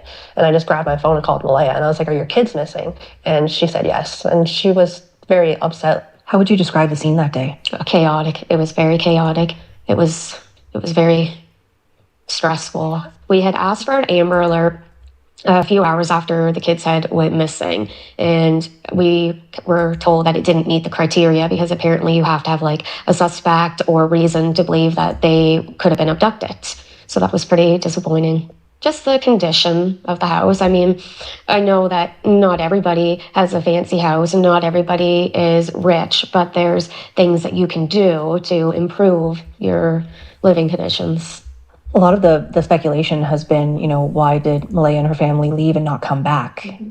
Anything you'd like to say about why that decision was made? I know that her behavior to a lot of people may seem odd, may seem different, and it may not be what a lot of people would do if their 2 kids were missing. But until you're in that situation, you really don't know how you would act. For me, it's just the fact that they're not treating it as a criminal investigation. I think that if they did, maybe they would make a lot more headway in like a faster time period. Kind of like a second job, maybe in a way. Why do you do it? To try to find them and see if we can bring them home. It's just hard. Okay, Daniel. So what's the latest with this case? I think we're gonna have to dive into some questions so I can, really try to answer that because, there's so much. But what I can say is my blood was taken or drawn, and they got a few drops in my blood for that to check my DNA because my DNA is obviously going to be on the blanket. But I can't really disclose, and I'm pretty limited on what I know about the blanket at this moment. But I can say, with the DNA collection, it's something's definitely proceeding forward with that. How did that go when they took your sample? Did they take you into the station? Yeah, it was done at the station. An investigator did it. They have an applicator, which, they hit the end of your finger with it, just like you were testing for your blood sugar. Just, pinch the end of your finger, and I had to squeeze for 20 minutes to get some blood out. But after we get those 4 drops out, it goes onto a little pad, and it's put in a envelope and then plastic bag and then sealed up for evidence. Do you know of anyone else who had their sample taken? No. I was never disclosed any of that. Yeah. Nor do I ask because I know I would not get an answer in return. Right. You've been asking questions. Yeah, I ask a lot of questions. Sometimes they can't answer. And was that voluntary or did they? Yeah, it was 100% voluntary. They never have to get a warrant to do anything. I'm always cooperative. Just like in the past, I keep asking them, do you want my phone? Do you want me to do more polygraphs? I'm open to everything. And I always tell them that. They say, Daniel, no, we don't need your phone. Daniel, no, it's not necessary to do any more polygraphs. So at this point, I'm very cooperative, And when they did up the paper for consent on my DNA, they fill in the paper, May 2nd, missing persons case for Jack and Lilly. And then they go through it. And then there's the box checked for criminal involvement, no criminal involvement. And they check the box for no criminal involvement. And I put my signature on it, and there was my consent. How did you feel when you saw that box was checked? Very happy. But I've known since the start that I'm 100% innocent. But to see investigators say that to me before, but then also, see it visually with my own eyes, it was a big thing. So it's your understanding you believe that RCMP do not consider you a suspect? I'd say 100% I'm not considered a suspect at this point. Why is that? From that box being checked. But we can also go back to when I had my polygraph exam. When we went over the questions beforehand, all the questions were on death, right? So they concluded that by the end of it, I was truthful with all my answers. So I didn't have anything to do with the murder of Lily and Jack. And there was no questions on the disappearance or abduction or kidnapping or anything of that nature. So that leaves me with, I didn't murder the kids. I have nothing to do with the disappearance because they did not ask any questions on that. And so you mentioned that in the polygraph, they didn't ask you about the disappearance and whether you had anything to do with it. But I'm going to ask, Did you have anything to do with the disappearance of Jack and Lilly? No. Did you kill them? No. What do you think happened to them? At this point, I'm completely just not sure. I've thrown speculation out in the past and, narratives that I think, or theories that, what I think may have happened. But at this point, I have to just go with what the RCMP say because they have so much information. They have more resources, and they're the ones that are fully invested in this case. They have the, intellect and professional training to do what they do. It's been 8 months, and I know a lot of people think that, the kids are not alive anymore, but I hold out hope 100%. I'll always hold out hope every day because there's no reason not to. Do you think it's criminal? Yes. But it will not pivot to a criminal case or a criminal investigation from a missing persons until they have a suspect and they're going to be investigated and then, formally charged. Do you get any sense from RCMP that they believe this is criminal? Yes, but they don't openly share that or talk about that concept with me. That's pretty limited. They use they use the least amount of words they can to convey what they're trying to get across or questions, or it's usually me who tries to dive in depth with them, but, they're pretty tight-lipped on everything, and they should be. How many times have they officially interviewed you? Formally interviewed. The very first one was about 4 hours, and since then, I'd say about maybe 5 times. I don't know the count exactly, but probably around 5 times. And when was the latest one? The latest one would have been, that would have been on the blanket. So, and the actual formal interview for that wasn't very long. That was probably about 20 minutes. But the amount of time I spend with them is a lot because we go over a lot. it's just me asking questions and how can I help them. And so it's usually like an hour and a half to 2 hours. I only plan on being there for 20 minutes or whatever they have to do with me. But it's just like, we just keep talking. And so when you say interviews, that would be recorded on the record interrogations? Yes. Yeah, that's audio recordings. There have been allegations from Malaya's friends and family that you were abusive to her. Were you? No. They said that when she moved in with you, she cut off all contact with them and you monitored her phone. She also monitored mine. We both had the same passwords on her phone. And her friends, she blocked her friends on my phone and she blocked them on her own phone. So how would you describe your relationship before children went missing? I don't really want to talk on that because I don't really want to talk on too much to do with Malaya. It's best that we don't. Okay. And so you mentioned that there were some accusations about your past drug use. Mm-hmm. I've read some things about it being drug use that week, the week the children went missing. Is there any truth to that? No, I didn't have any drugs. And Major Crimes knows that. Or they would have, charged me with possession of drugs or drug paraphernalia. There was nothing at the house. So, and they know that. What is your history in terms of the drug use? What would you like to share? Just to clear the air. I did not have any drugs. People thought I was doing drugs during the search. Absolutely not. I don't owe any drug dealers money. I don't owe anyone drugs. I'm not a drug dealer. I don't manufacture drugs. I can't really speak on anything more than that. Those have been all the accusations at you. That I have, manufactured drugs, sell them. I give them to people to sell. No drug party that night? No, there was no drug party. There was no leaving during the middle of the night. When we pulled into the yard on Thursday afternoon, it would have been about 3:50 or just right before 4 o'clock. The vehicle did not move till the next morning until I got in it and we went searching for Lily and Jack that morning when Malay was on dispatch or contacted dispatch. How have all of these allegations impacted you? At the start, it didn't bother me because they're obviously all not true. Basically anyone can just go on there and say whatever they want without any recourse at all. And over time, it started to get to me because it's just constant, right? I tried to keep up on it all and tried to, tell everyone the truth and correct everyone, but it was just too much. When those groups start to get so large and there's thousands and thousands of comments and thousands of questions every day, that's too much. And then you have YouTube creators, they just go on and, they basically become delusional. They have their mob and they look to destroy, or they're completely obsessed with me in the case. Yeah, what have you learned about the true crime community? That it's absolutely vicious and, I said this word a lot, but obsessive. And a lot of those creators in the true crime community, it's like basically, talking to like a barnyard animal, I guess you could say. They don't add any value other than just being there. Well, Daniel, tell us how you really feel. So I have this highlighted helicopter, and I'm not, whatever. I'm going to use this as a point. What I don't get is why Daniel took courses. Daniel also said different stories over and over again, not blaming him. But at this point, the 3 people that lived on that property are responsible for Jack and Lilly. 150,000% agree with you on all. I don't question the courses thing. People want to understand what's going on. He could have wanted to understand what was coming up. It is what it is, but the different stories, I will agree that there have been major inconsistencies.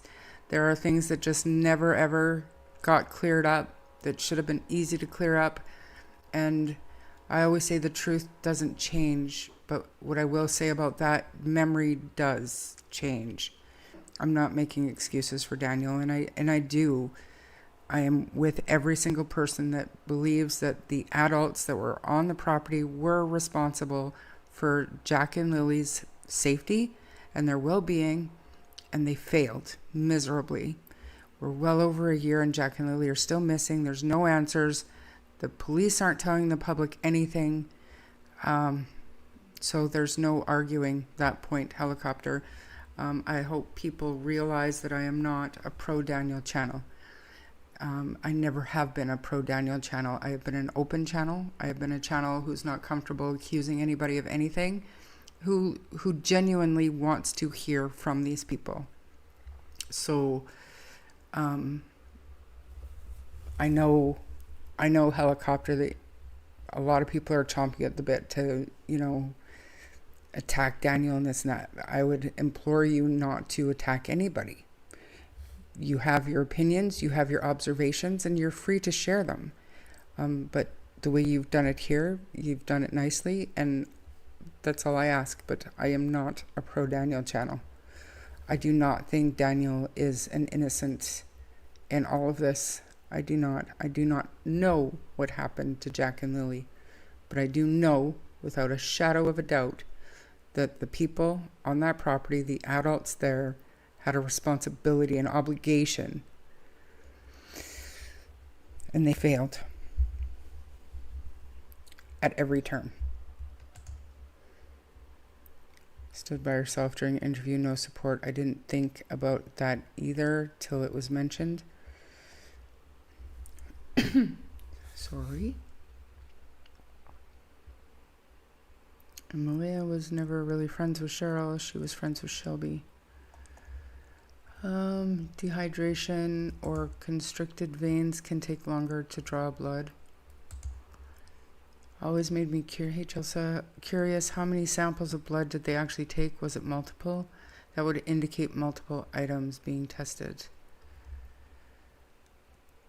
I think Daniel panicked and was trying to make sure he could try to get out of it. He is equally to blame in this saga. If nobody is willing to take accountability, then they all should be prosecuted, in my opinion. An accountability for their failure to keep Jack and Lilly safe. They all deserve charges, and I'm not sorry for saying it because it's true. Maybe he is trying to say it took 20 minutes to find a vein to get the blood. It's very reasonable of you, Gypsy Flo. I'm just gonna scoot on down towards the bottom of chat. You guys are talking about the blood and the... I know, like, I get dehydrated fairly quickly, and being diabetic, I had to check my blood sugar, and the little prick, the amount that they need for DNA testing is not much. Like, if they had to insert a needle to take a vial of blood, that could take, it ain't gonna take 20 minutes. I think his perception of time is skewed. I think that's all it is.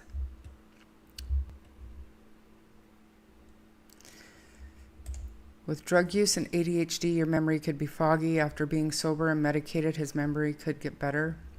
It could, but time and all of the stories, and this is kind of what I'm saying. Am I saying Daniel never lied? No, I'm not saying that because I have no idea. But what I am saying is and we saw that rainy day interview, wow. I even asked him about that, like, wow. But if he wasn't clean then and he is clean now, that's a whole process that your system goes through. And yes, his memory could get better, but think of all of the things that have been said by him, by Janie, by Cheryl, by people supporting Malaya, not to mention the public, the true crime community, the social media, all of these things. They could totally feed into false memories. They could. Look at something as simple as the strawberry backpack. We saw a screenshot the other day where he clarified and said, yes, hearts on the backpack, pink shirt. So that is it a mistake? Is it a false memory? Did he misspeak? Who knows? I don't know.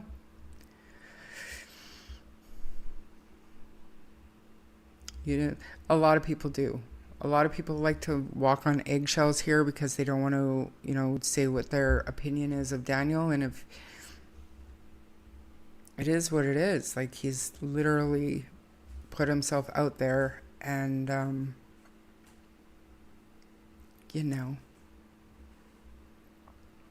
is what it is. Hearts? What about hearts? Are you talking about this stupid thing in the corner? The like, subscribe, share thing? I don't know what you're talking about.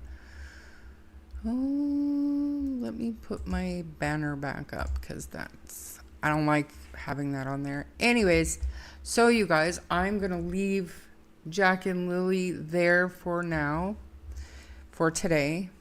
I think it's time, because we're 2 hours and 10 minutes already. I think it's time we transition over to, oh, I know you don't, Hemi. I'm going to transition over to Parker. Because let's see if there's any updates. I watched, just a minute, I have to, where's my other one? Oh, right, this one. I'm going to put this here so I can see it better. But I want to go to, that's wrong. That's wrong, sorry. Oh, so first what I think I'm going to do is I'm going to show you this. I want to get rid of this. And then I want to just pull up the screenshots that I took to remind myself of the questions that were missed or didn't show up on my end yesterday in chat. And I'm not going to open the whole thing. This is just my whatever. The first one.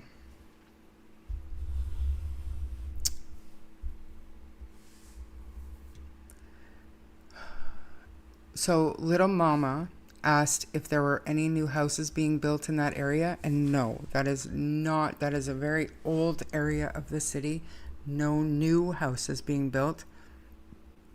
That's not to say that there weren't maintenance, upgrades, construction at parks, anything like that, because I did hear there was a construction site nearby, but it wasn't new homes. Hope that answers your question. Does he know how do I obey traffic crosswalks? He got pretty far without being noticed as a confused child walking without a shirt. I agree with you, but we don't have that information.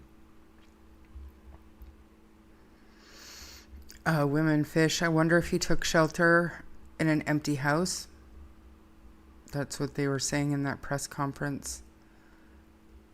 And I think I did show what part of Calgary this is. Tash, if you're here, if you still want to know, go ahead. I wish we knew more about his sensory needs issues, loud noises, animals, water. Me too. And then the second one that I took, let me just figure out which one.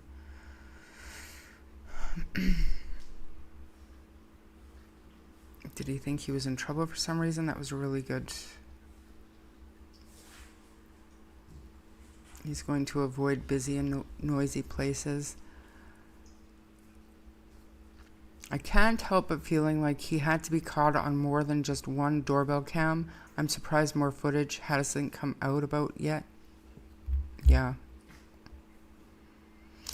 Okay, so isn't the truck stop out in the west end or south end? So this is something because a lot of people were asking about truck stops. And I'm going to go straight back to Thorncliffe again. And then I'm going to share it. Because this is, I think I'll be able to explain better the area to you if I still have this on. I don't know what you're talking about, Cam. Okay. So here we are in Thorncliffe. Okay. So as people do or should know, truck stops are usually on truck routes, right? There are no truck routes here. So what we've got up here along 14th Street, there may be a truck stop along here. 64th Avenue, not so much. Deerfoot Trail, none at all. That is a freeway, goes all the way through the city from the north to the south. McKnight Boulevard, no, you're looking at regular gas stations. The closest gas station, from what I can think of in my mind, because I am familiar with the area, is going to be right here. So remember, he's missing from up, where are we? Up in here, up in the top screen. The closest truck stop to that area is right here. Oh my God, I don't even have it on the fucking screen. Dipshit. Anyway, so he's missing from, let me do this. Up here, okay? He's missing from up here. The closest truck stop is right here.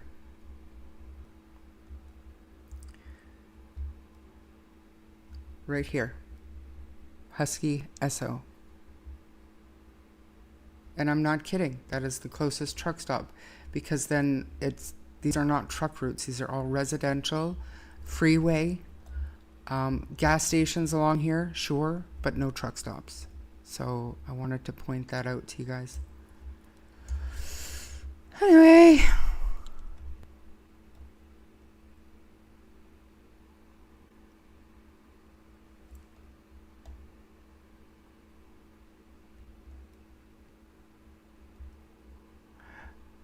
See you guys.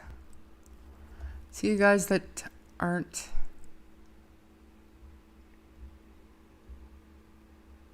following Parker's case.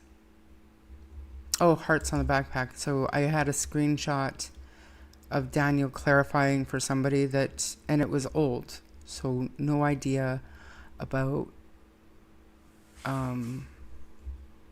you know, when the conversation was, but somebody had asked, and he said, hearts on backpack, yes, pink t-shirt, what Lily had. And that just made me wonder, like, and then the conversation, nobody was like, what do you mean hearts? I thought they were strawberries. It was just like hearts on the backpack. So I don't know. That's why I showed it. So I was wondering if anybody else had heard that or said that. So agreed. Agreed. My friend's autistic 24-year-old son is fine around regular vehicles, but freaks out when big trucks go by. He usually wears those noise-canceling headphones. If out walking, he gets terrified. Man, I would hope that Parker, in his 11 years, has at least learned the dangers of high traffic areas, which, like I said, these are all, like, around him. Where are we? So this Thorncliffe, so this Highway 2 is Deerfoot. That's the freeway, goes all the way through the city. This here's Highway 1. This is Trans-Canada Highway. Goes all the way from Vancouver straight the way to Nova Scotia. What else? So McKnight was in there too. It's also very, very busy. 4th Street Northwest is very busy. 14th Street is very busy. So hopefully he has some understanding of the dangers. But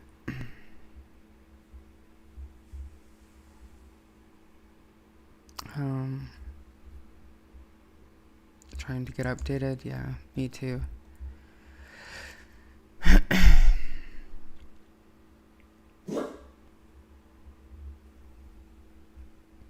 Stop. Anyways, all right. I don't have that information. I wish I did, but I don't know. Harley, don't be rude. I'm talking to our friends. Don't be rude. No. Oh, he wants to visit. Are you upset? What's the matter? Okay. I have moments before he eats me for lunch. Just give me 2 seconds. Entertain yourselves, please.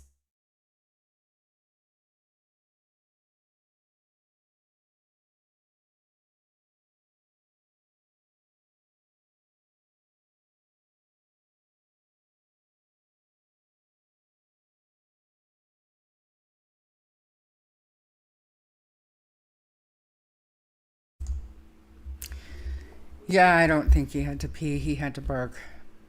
I'm not 100% sure if that... I don't know if the... I don't think the bear's out there. It's very smoky out here today on the mountain. Very hazy, but hot. Makes it worst. It's the worst.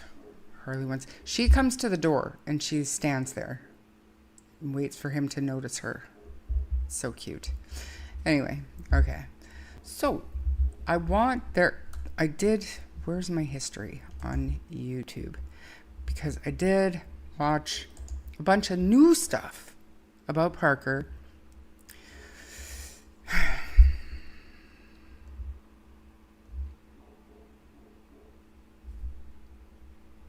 That's not it.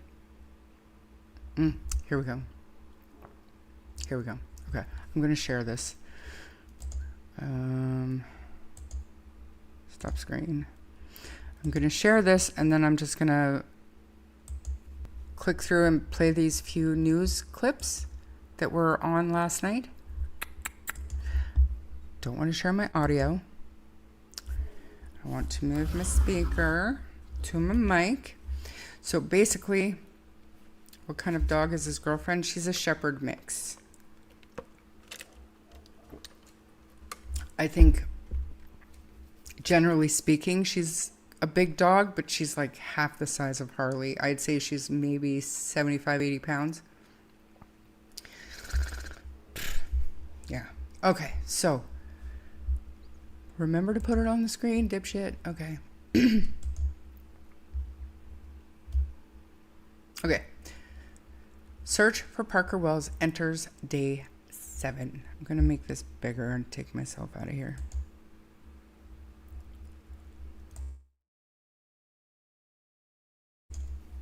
Apologize. That's yesterday. So this here. This one here is a good one, and the next one. And okay.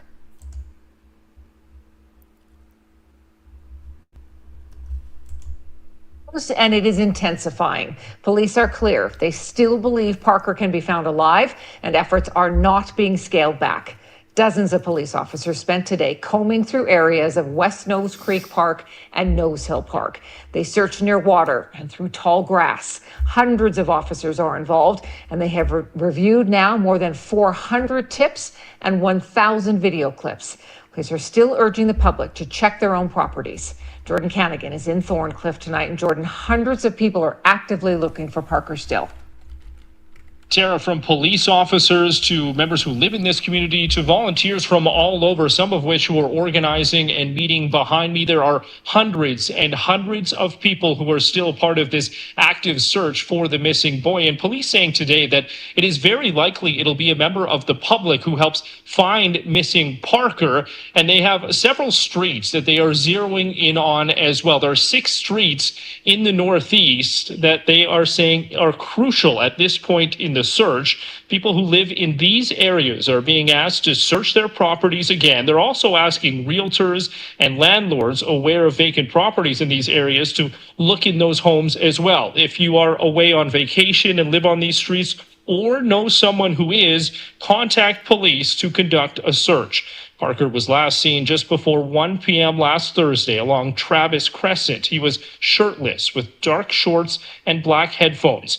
Now, officers also going door to door today asking for permission to search inside people's homes, checking cupboards, under beds, and anywhere a small child may hide.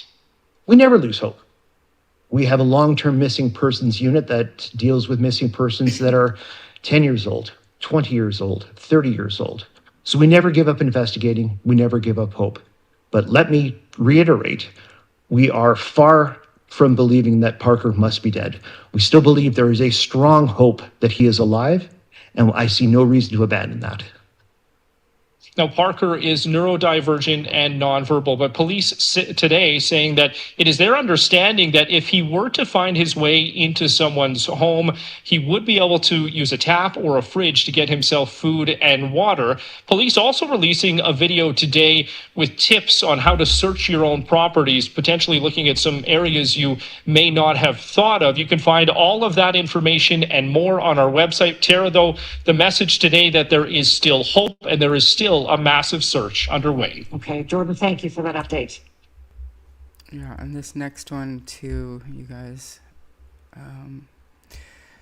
Mods, if you didn't see it, I just sent a message into the group because I'm looking for that video that I shared and I can't find it, but I shared it to you guys about, remember the guy who was down at the creek and he had a stick? If you guys can put that back in the chat. For now, I'm gonna play this one. Area is a good area, though. For almost a full week, volunteers across Calgary have been on the search for Parker Wells. We just want to do our part to see if we can find him. Thank you. Calgary police say the many boots on the ground are being assisted with some relatively new technological tools. So what are we looking at here? The movement of the many search parties is tracked using GPS in real time, with progress shared across all units. This isn't AI, but the service is using another tool that is. It is a software tool that allows us to examine video footage in the blink of an eye, truly, where we're going through, hundreds of hours of video in mere minutes. This AI tool helped police track Parker's movements on the day he disappeared from his day home to this street about 5 kilometers away. But the little boy hasn't been seen on CCTV footage since Thursday afternoon, so police are casting a wider net. Initially, we were asking people to only send us your video if you believe that you had a sighting of Parker. Now we're asking people just send us your video and let us do the work. AI tools are quickly becoming integrated in police work across North America and around the world. But experts like Brandon May caution its usefulness varies depending on the goal. We've just finished a study that looks at the types of decision making that we can see with AI, and anything which is strategic, investigative, tactical, or operational has been classified as unsafe for decision making. AI instead, May says, is best used to analyze and synthesize data, as the Calgary police is doing with CCTV footage, hoping it will help bring Parker home. Heather Yurex, West Global News, Calgary. Harley is Great Pyrenees crossed with a lab. There's another major story we're watching this evening. How long ago was this one? 2 days. So I've got this alarming video because of that creek.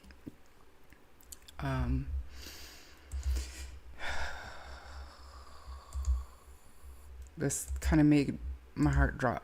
This one here.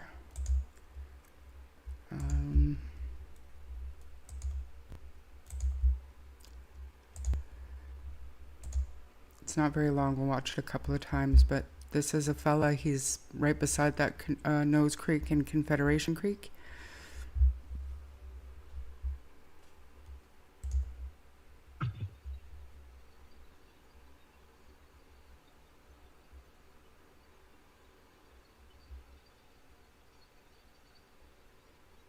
You can't tell where it drops, but it drops.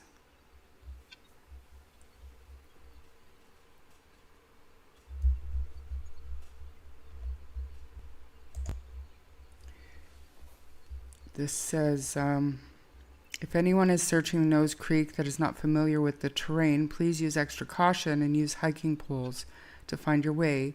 Some grass is 5 feet plus, and the bank gives way in areas away from the creek. The video is closer, but I found these 10 foot from the shoreline. That's terrifying, you guys. It's terrifying.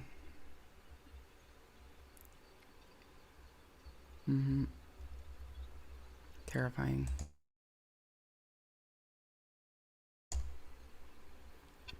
I just don't know what to say about it.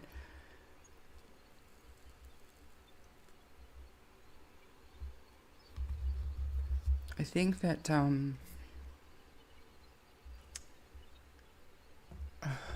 it's so hard to say because of how long it's been, but in reality, this creek that they're at is right here. Where is, obviously it doesn't have a name in it, but so if he went missing from up in here, it's not that far. And for him to have gotten out of this community and not to have been seen on any CCTV video since then is terrifying to me. It is terrifying to me.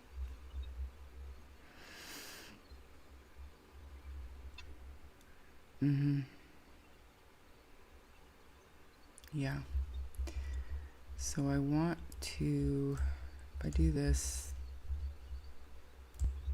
I'm going to take this over here. Because I'm going to pull something else up to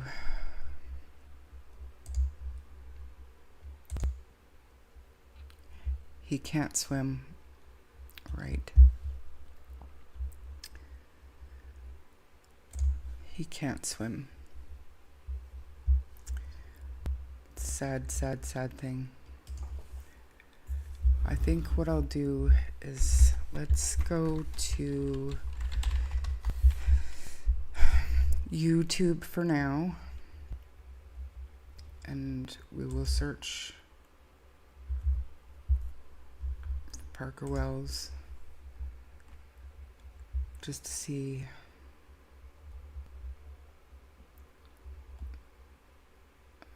so Michelle After Dark did another video today. Let's watch this one for now.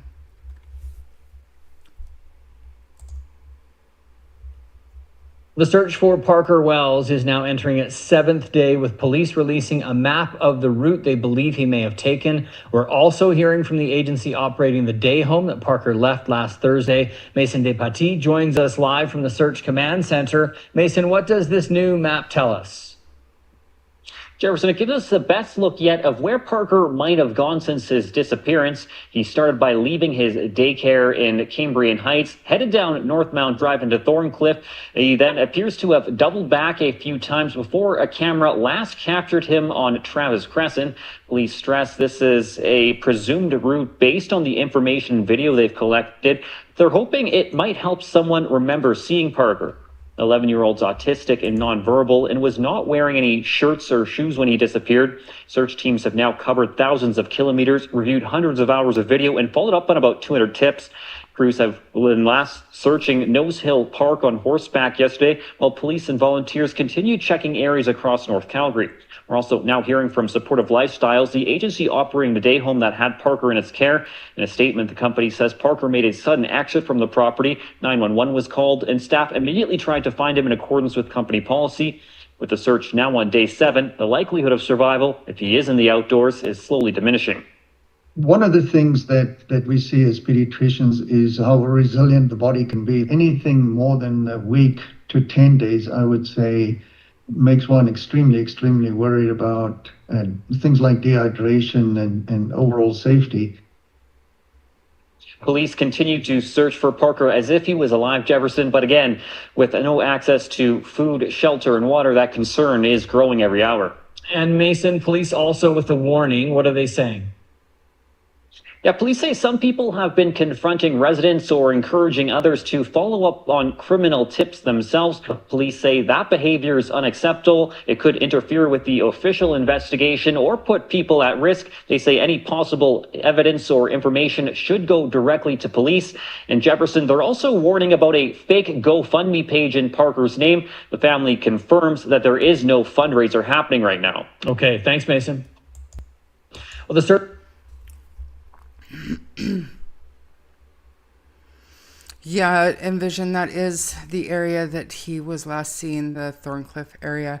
So I know I mentioned Tuxedo being a bad area.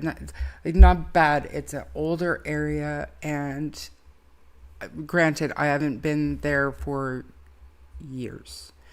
I had a date with somebody who lived in Tuxedo a number of years ago, and it didn't seem to have improved a lot at that point. So,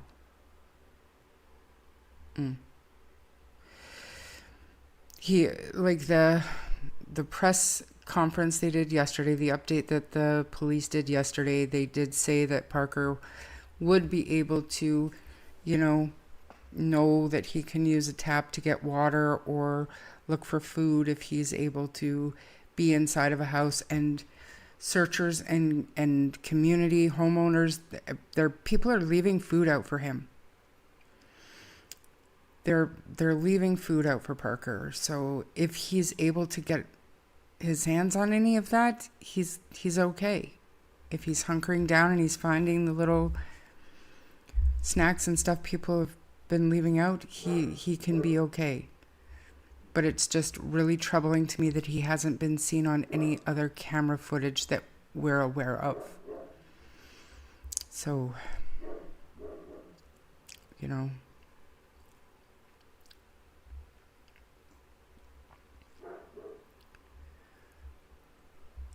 from my understanding, Bonza, I think, so he had discarded his shirt relatively early on.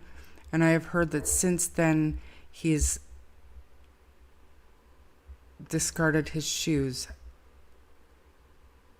But it wasn't, I don't think, obviously he had shoes on in the CCTV video that we watched yesterday.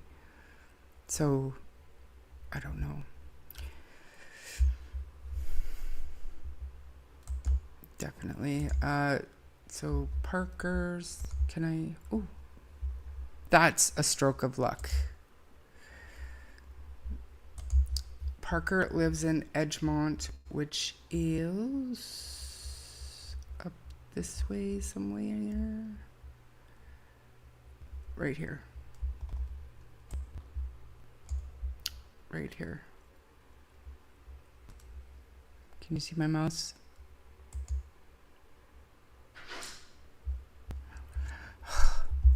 Harley's knocking. One moment, please.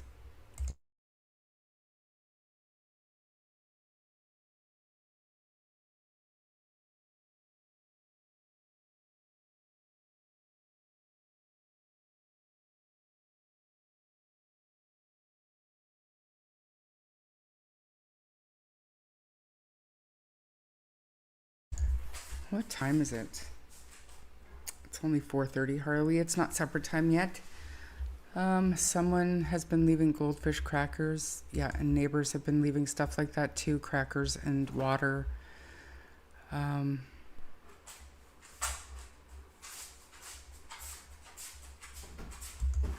used to live close? Okay, so let's jump back over here because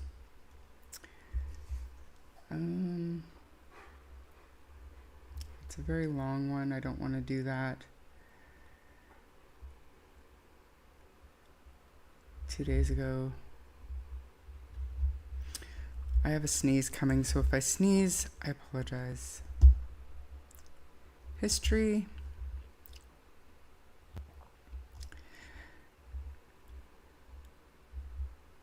Okay, we're going to watch this one, and then we'll end with a heartwarming video on Parker. We'll say a few words for Darius. There are no updates with Darius, but I do want to watch this full presser, not just the piece that we watched earlier. Okay.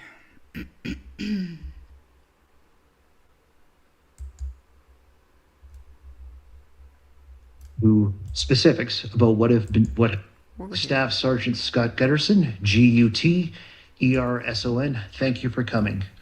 We remain committed to using every resource at our disposal to bring Parker home. We are not going to give up. The missing person investigation will continue until he is found. Despite exhaustive and ongoing investigative work, which includes following up with more than 400 tips,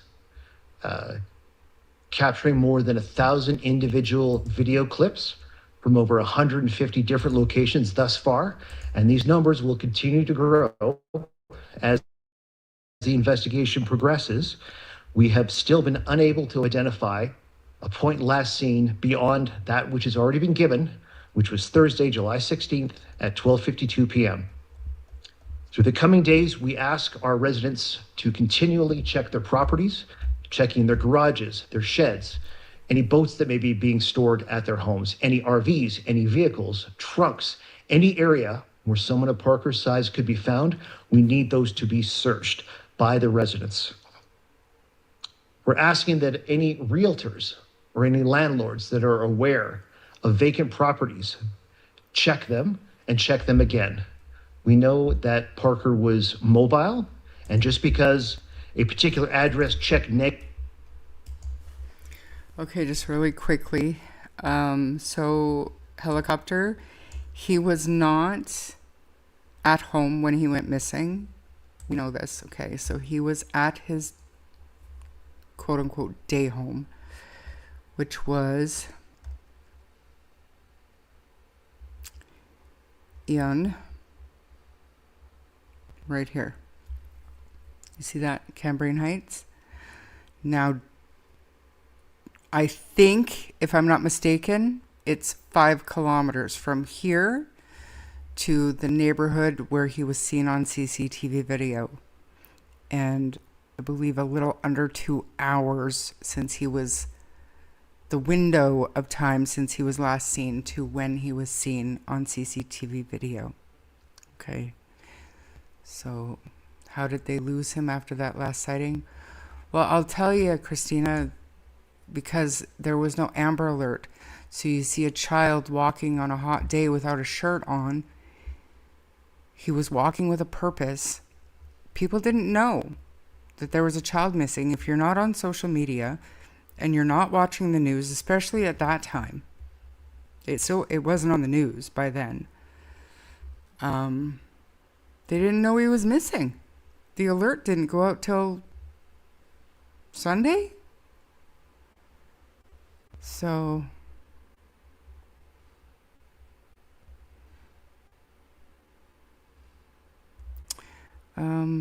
why don't they have Parker's picture on that backboard? Yeah, and I think that was a big oopsie fuck. They didn't have his picture up at all during that presser. What video? I'd be checking in the area he was last seen, under porches in people's garages and sheds in people's backyards where you might find shade. That poor child, I really hope he's found safe. I have to believe that he is hunkered down somewhere, because if he's not and he hasn't been seen on additional CCTV video, he either went into that creek or sadly somebody could have picked him up. It's heartbreaking, and I hate saying stuff like that, but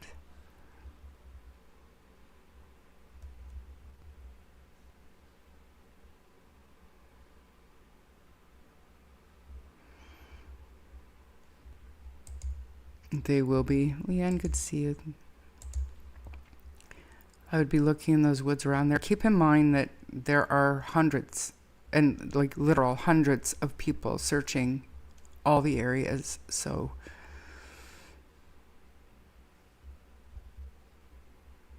I hope the family go to town on the care home. I'm sure they will. And if they won't, the public will. But most importantly, let's find Parker first. There will come a time. So let's continue watching this, okay, you guys? At a certain time and date doesn't mean that Parker could not be there now. We're asking that over certain addresses, if there are vacant homes, or if neighbors are aware of other neighbors who are on holidays or not in those homes, they contact those property owners and have them call us. Those streets are as follows: Travis Street, northeast; Travis Crescent, northeast; I believe so, Trail helicopter. Drive, northeast; Taylor Crescent, northeast; Travis Place, northeast; Thomas Street, northeast. If there are any vacant houses along those areas that landlords or realtors have access to, we ask that those be checked. If people are on vacation on any of those streets, and you hear this, you see this, regardless of where you are for vacation, please contact the Calgary Police Service. The support from the community has been heartwarming and extraordinary. At the same time, we recognize the emotional toll that this has put on the community of Thorncliffe specifically and the larger community of Calgary. Today, from noon till about 6 p.m., our Victim Assistance Unit is set up at the Thorncliffe Community Hall to provide support and resources to any member of the community who is interested. We also recognize that this search has affected Calgarians, so we are asking anyone who needs any sort of support because of this event, call 211, the Calgary Distress Center.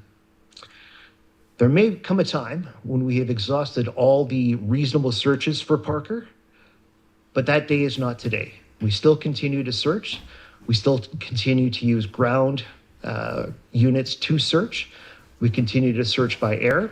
We continue to search the water. We are doing everything we can to find Parker and bring him home. Just to speak to the community and the tremendous amount of support and love they have given Parker over the last few days, from goldfish crackers on the ground to the amount of posters that I've seen in the Thorncliffe area, the missing poster on every corner, every sign pole that I looked at. Thank you for doing that, folks, and please keep it up. We will continue to pursue every lead, examine every possibility, and we remain absolutely committed in our efforts to find Parker. I'll take your questions now. Sir is asking for permission and going into people's homes to look into cupboards. Yes. Make that determination, which homes to search interior, and how do you arrive at a decision? That's fairly unusual to ask people to enter the homes. It is, but this is an extremely exceptional situation. I cannot recall a time in the city where a missing child has been missing for this long, which is why we're wrapping up our efforts. And in choosing which houses to actually ask for permission to enter, that's based purely on geography. It is that point last known, which is why it's so important that if people have CCTV and they regardless of where you are in the city, if you have CCTV and you think you see Parker and you see that consistent description with the earphones and shirtless and no shorts and no shoes, please let us know. Sergeant, at what point do you start looking home? I would like to address this about Bonza Cornholio the Great. I don't know that Bonza is Ninchi or Joss or whatever her real name is. I don't know. I don't know much about that. But I don't try to... I don't care if people come in here using fake accounts. And I would venture to guess that your true name isn't Cornholio the Great. So as long as they're being respectful, I don't care who it is. So I would ask that you also don't care. If you don't want to see a person, just block them, please.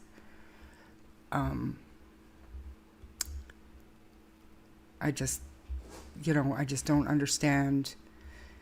It would be different if they were in here being an asshole, but they're not. And if you don't want to use your real name, I personally don't have a problem with that. So I'm just going to leave it at that. Cornholio the Great, thanks for being here. I appreciate you being here. Bonza, I apologize for that. But either way,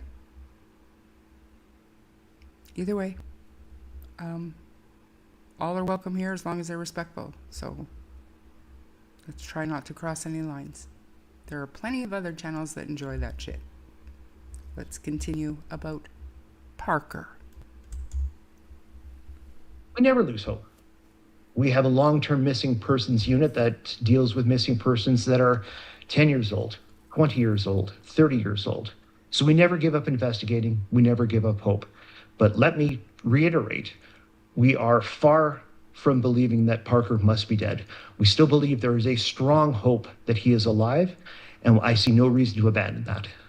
Just clarification. We understand he's not in a moment. Yes. Does he have the ability, I mean, would he be able to go to like get water out of a... Yes. And I'm glad you asked that.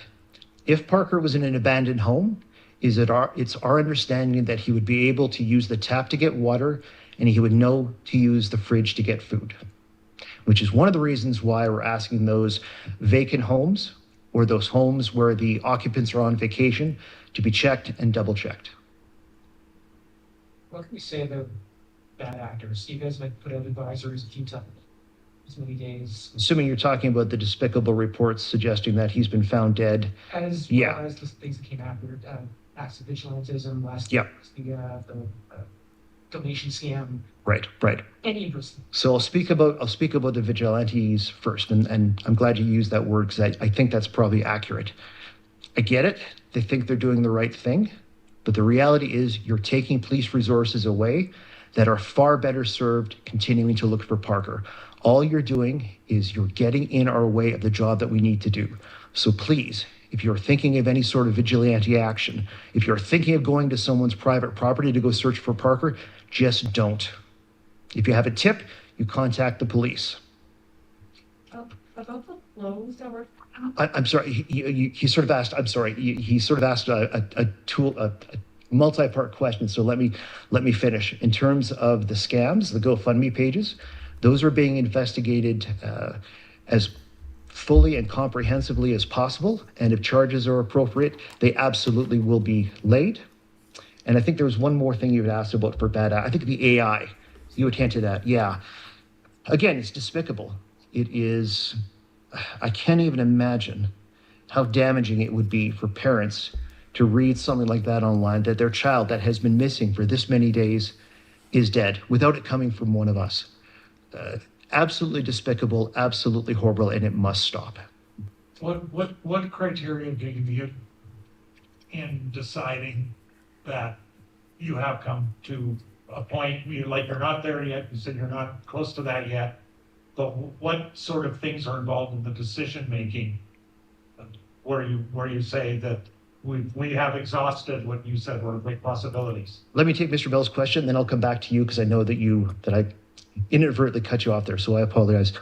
So in terms of the parameters for ramping things down, we have to look at how certain are we that we've achieved goals on, the searchers call it the possibility of detection or the POD. We want those numbers up as high as possible when it comes to a search. We want to be able to say that in a given geographical area, every structure, every building, every shed, every garage has been checked. And of course, that takes time. That may change. An investigation will ebb and flow. Before I talked about a point last known. If we get a new point last known and we can confirm that, the clock basically resets. So in terms of, point last known, that's where Parker was last seen. So in this case, it's that address on Travis Crescent. That's right. If you get another one. If we get another one and it's far away geographically, essentially the clock resets and we do the searches all over again. So it's difficult to say at what point we are going to stop doing what we're doing because it depends on what happens today. It depends on what happens tonight. But again, rest assured that every resource we have, not just the Calgary Police Service resources, we're getting help from partner agencies. We've gotten help from the RCMP. We've gotten help from other professionals who deal with autism. We've secured help from professionals who deal with missing person behavior. So not just our resources, but any resources we can muster are being put towards this search. So I hope that makes sense. So we're not near there yet. No, we are not. Yeah, about the clothes found on Thursday, Yes. the officer was called to the scene to down the set. No, because there is a significant amount of street interference at the time, and we had a fairly serious delay between when the clothing was probably deposited and when it was found. And realistically, we didn't really need to, because we were able to follow Parker on CCTV all the way to his point last known, which was a couple of hours after we think he got rid of the clothing. We don't think the clothing is going to help us find wherever he is. There's been lots of speculation about whether Parker, now that we're in day 7, has been abducted or taken. How have you come to the confidence that that is not the case, or that's not believed to be the case? Well, there is no evidence of that being of him being abducted. However, we've considered every possibility. So an abduction is a criminal event. Unlike a missing person investigation where we can be extremely transparent with the public as to what we're doing, any sort of criminal investigations, we have to keep very, very confidential to protect the investigation. So I can't speak to anything that's been done, to specifics about what has been done if we think this is criminal, but I can tell you that we have considered every possible option, including that he was abducted. What do you think is going to be the deciding factor? What do you think? What one of this? I think it'll be a member of the public. I think it'll be a member of the public that has helped us find him. But beyond that, I would just be speculating. And again, that speaks to the importance of the public checking their yards, checking their cars, checking their trunks, checking their RVs. If you, for example, if you just moved your RV into storage, say on July 17th or July 18th, and it's no longer at your property, but it's at some storage yard, but it was at your property during that time period, please have it checked. That's the level of scrutiny we need from the public to do everything we can, not just as a police service, but as a community, to bring Parker home. Are you surprised you haven't got? Frankly, yes, I am. With all the resources, I mean, I am. have you seen anything like this before? Personally, no. This is the longest missing person with a child involved investigation that I've ever been involved in. Ask your questions. If I can ask as well, you're asking the public to check their homes. You're also going door to door, but you also have officers going to Nose Hill Park, Nose Creek Park as well to the north. Yes. Is that just casting as wide of a net as possible? Yes, it is. Either way to suggest that he is either closer to homes or in one of those large parks. The point last known hasn't changed. The logic is that we believe if he went into the community, he would have been seen. But the areas that you're talking about, the green space to the north and the green space to the south, doesn't have that as much natural surveillance, which is why we're putting so much search resources in those areas.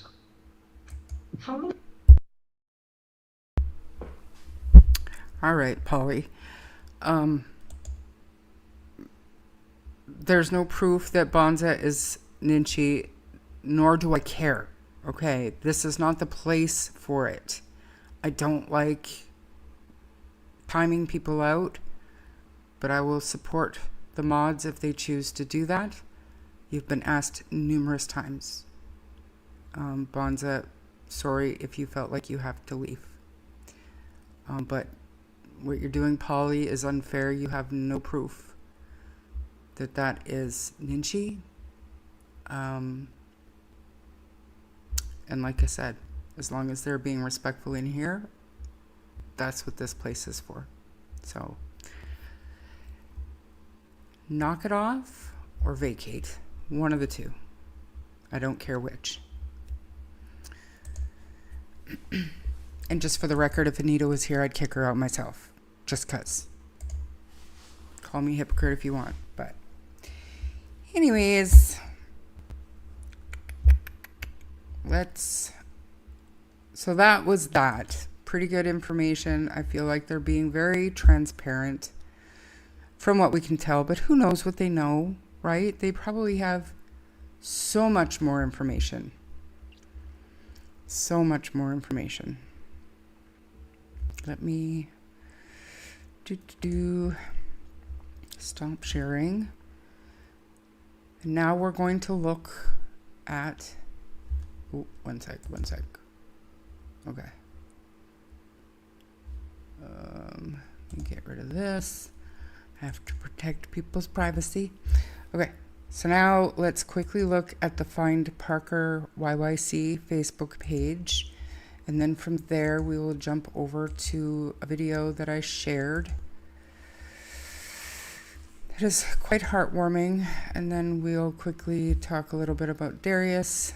But this is basically just to show you that there are no updates. So this was 11 hours ago, Thursday, July 23rd. Post here to join a search group and comment where you searched. Searches are not organized by this group. Please work with each other. No comments with addresses or pictures of private property are permitted. The community center is not involved in the volunteer pop-up. They are graciously offering a space for us. Please do not go to the community center for info. Comments will stay open during times I am able to moderate. Comments have been turned off for now. Or no, I guess they're back on. They were turned off not too long ago. Yeah. Here we have missing persons poster on a vehicle. The maps are being shared. It's terrible.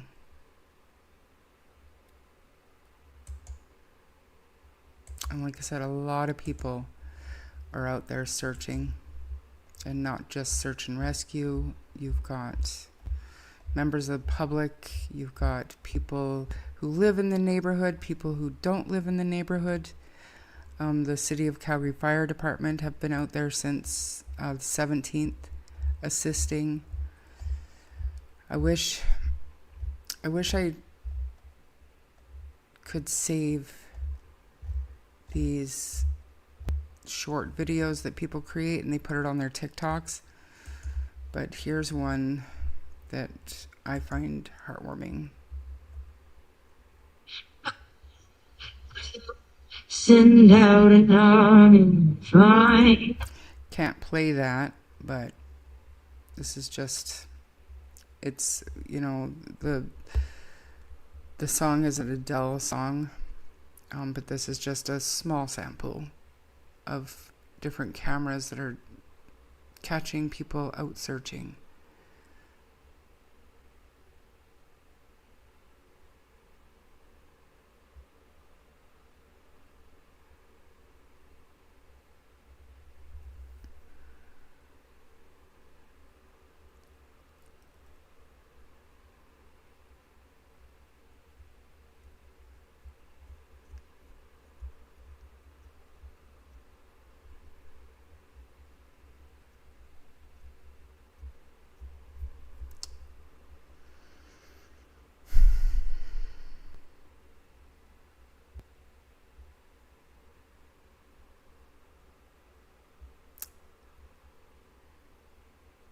Just people.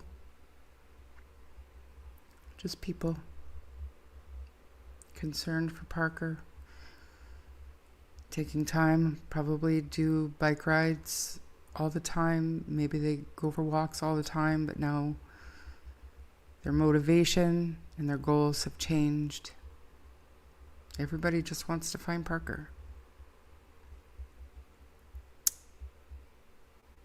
I think it's very heartwarming. It's not Adele, it's Lauren Daigle. Oh, I didn't know. It sounded like Adele. I pray we don't go into an Alberta freeze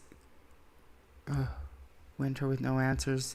Jack and Lilly are enough emotional stress on me as it is. Dylan and Darius as well. What is going on? You You gotta watch your kids.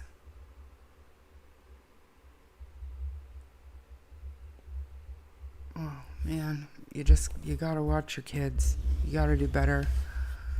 People have to do better. They really have to do better.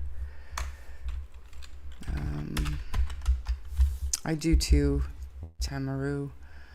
I do too. I think he wanted to go home.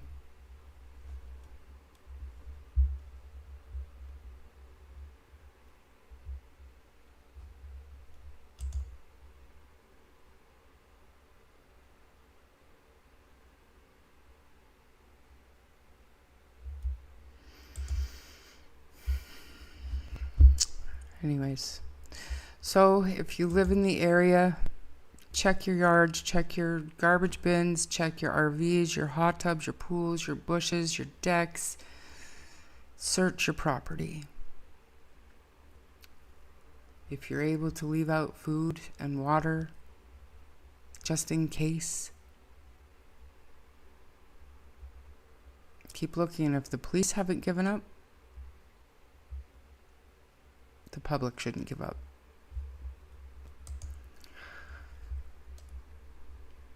So let's keep hope going for Parker and his family. You have my best thoughts.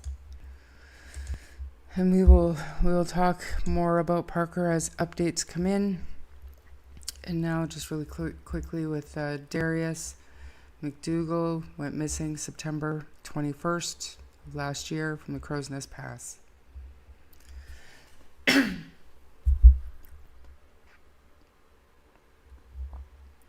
My name is Darius McDougal. Went on what was supposed to be a fun-filled camping trip September 21st, 2025 in Crow's Nest Pass, Alberta. Now I am missing and need to be found. Please don't ever stop searching for me or saying my name. Darius's warriors have not stopped looking for me and are keeping my name said and face out there for you not to forget. But they need your help searching and supporting. Sorry, one sec.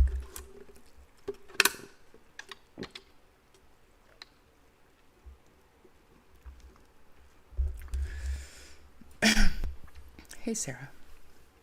Thanks for being here. You're a little late, but you're okay. Oh, Miss Siri thought I was talking to him. So if you're in the area, southern Alberta, or anywhere in Alberta or British Columbia, you have time and you can help search, reach out to this group, Missing Darius McDougal. They will put you in contact with people who organize searches, okay? The Darius's Warriors do have a function coming up on August 1st. It is a barbecue fundraiser. And, yeah.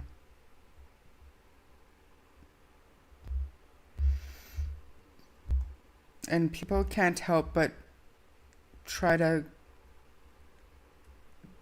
draw parallels or make connections in their minds. And I do it too. You know, Darius and Parker, and then you fly across the country to Jack and Lilly. Do I think they're connected? I don't, but what a terrible, terrible world it would be if they were.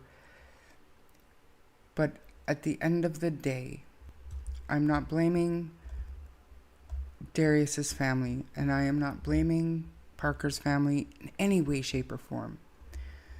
But the people who are responsible for these special needs children, no matter how severe their special needs are or what their needs are, they need to be watched closer. And I think that is the biggest message that we can send. You know, you say hug your kids. How about let's watch the kids? Let's make sure they're safe. Gotta keep your eyes on children. Not just special need children, like all children. But when we see these autistic children going missing, there's a problem. In my opinion, there's a problem.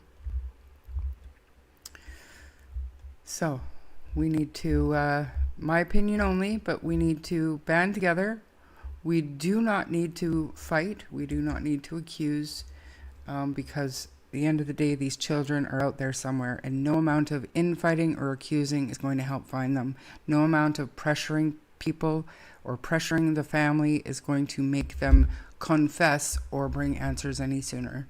You catch more honeys with bees, and you go a lot further if you give respect. You'll get respect in return. And that's my soapbox speech. I'm off of it now.